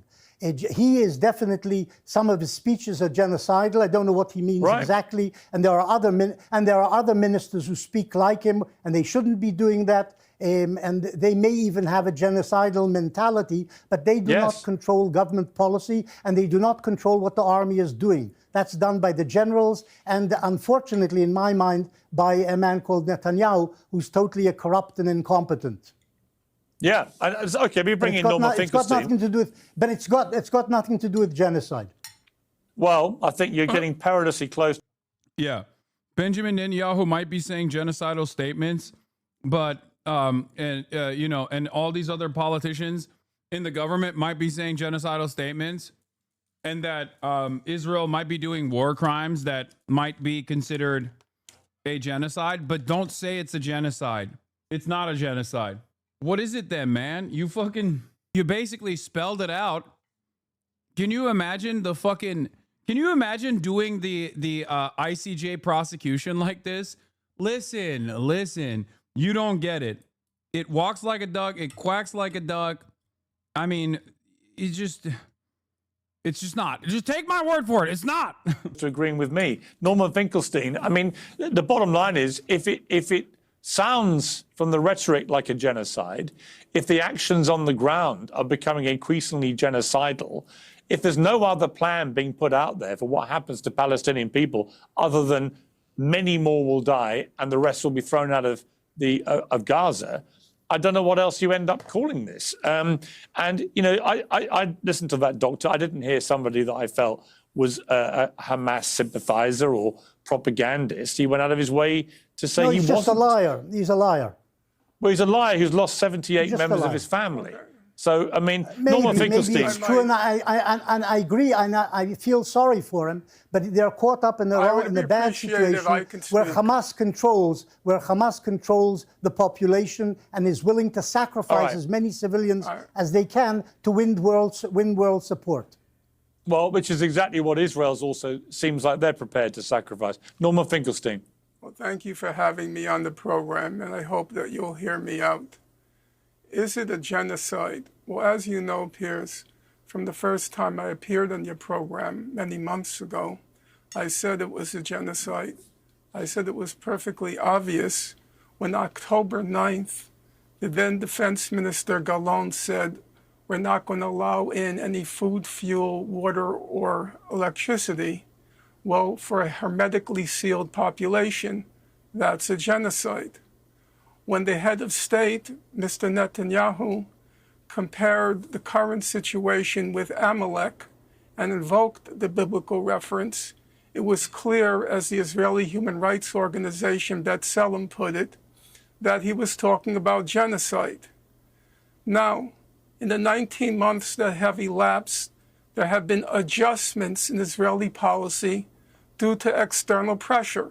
That's called politics. So when the external pressures escalated, they had to diminish the genocide. And then beginning roughly when Kamala Harris was nominated for president in the United States, and all the cameras switched to the American election, Mr. Netanyahu, who's very sensitive to and knowledgeable of the American media, he then escalated the genocidal assault on Gaza again. And then, as you remember, because I did several programs with you at that time, as you'll remember, every day there was another massacre. There were so many massacres, it was impossible to keep count, and it was impossible to remember. Now, again, there was some lessening. The first massacre, which was launched by Hamas. Okay. I've not forgotten it, Benny. But you have to remember manners. I'll remember the massacres, and you remember manners. I'm speaking now. So, there were times when Israel, as I said, escalated the genocide and then diminished the genocide. Now, let's talk about the responsibility and the mindset. You've mentioned Mr. Smotrich. I mentioned Mr. Netanyahu.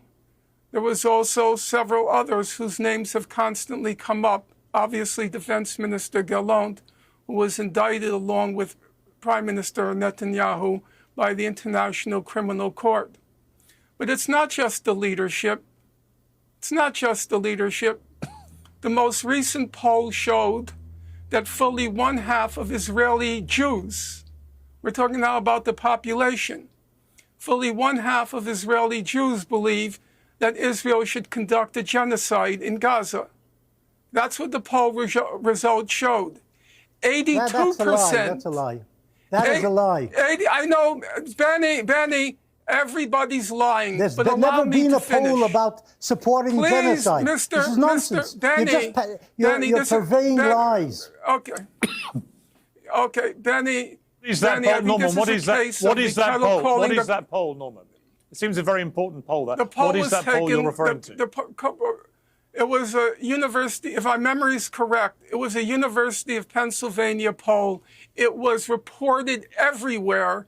Benny Morris knows about the poll. No, it wasn't UPenn. But it was also conducted by, I think it was Pennsylvania State. That's number one.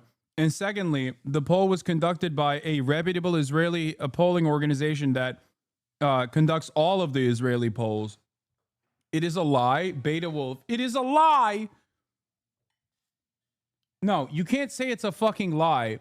You can say that the line of questioning was different than normal polls. Because it's true. The question directly asked, like, should they ethnically cleanse like Amalek? Okay. The verbiage was surely not, do you support genocide, right? No, it was. It was worse than that. A total of 82. Why is it Al-Quds the only fucking... Just send me another goddamn website, dude. Holy fuck. You guys are trying to get me goddamn banned. The poll questions were directional. You can criticize the way that they asked these questions, but it wasn't in an effort to trick. There's nothing wrong with Al-Quds. There's nothing wrong with Al-Quds. It's just that, like, they have this fucking graphic, and then people are gonna be like, oh, you're being anti-Semitic. Shut the fuck up. The poll that was conducted by not just Pennsylvania State University, but it was conducted by a reputable Israeli polling organization.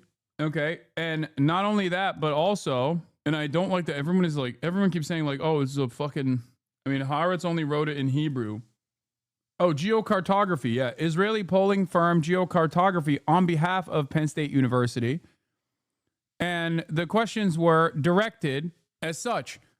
47% of Israeli Jews answered yes to the question, do you support the claim that the Israeli army is in conquering an enemy city should act in a manner similar to the way Israelites did when they conquered Jericho under the leadership of Joshua, i.e., to kill all its inhabitants? The reference is to the biblical account of the conquest of Jericho. 47% of Israeli Jews answered yes to that question. He's fully informed of the poll, but he's doing his job as an official Israeli propagandist.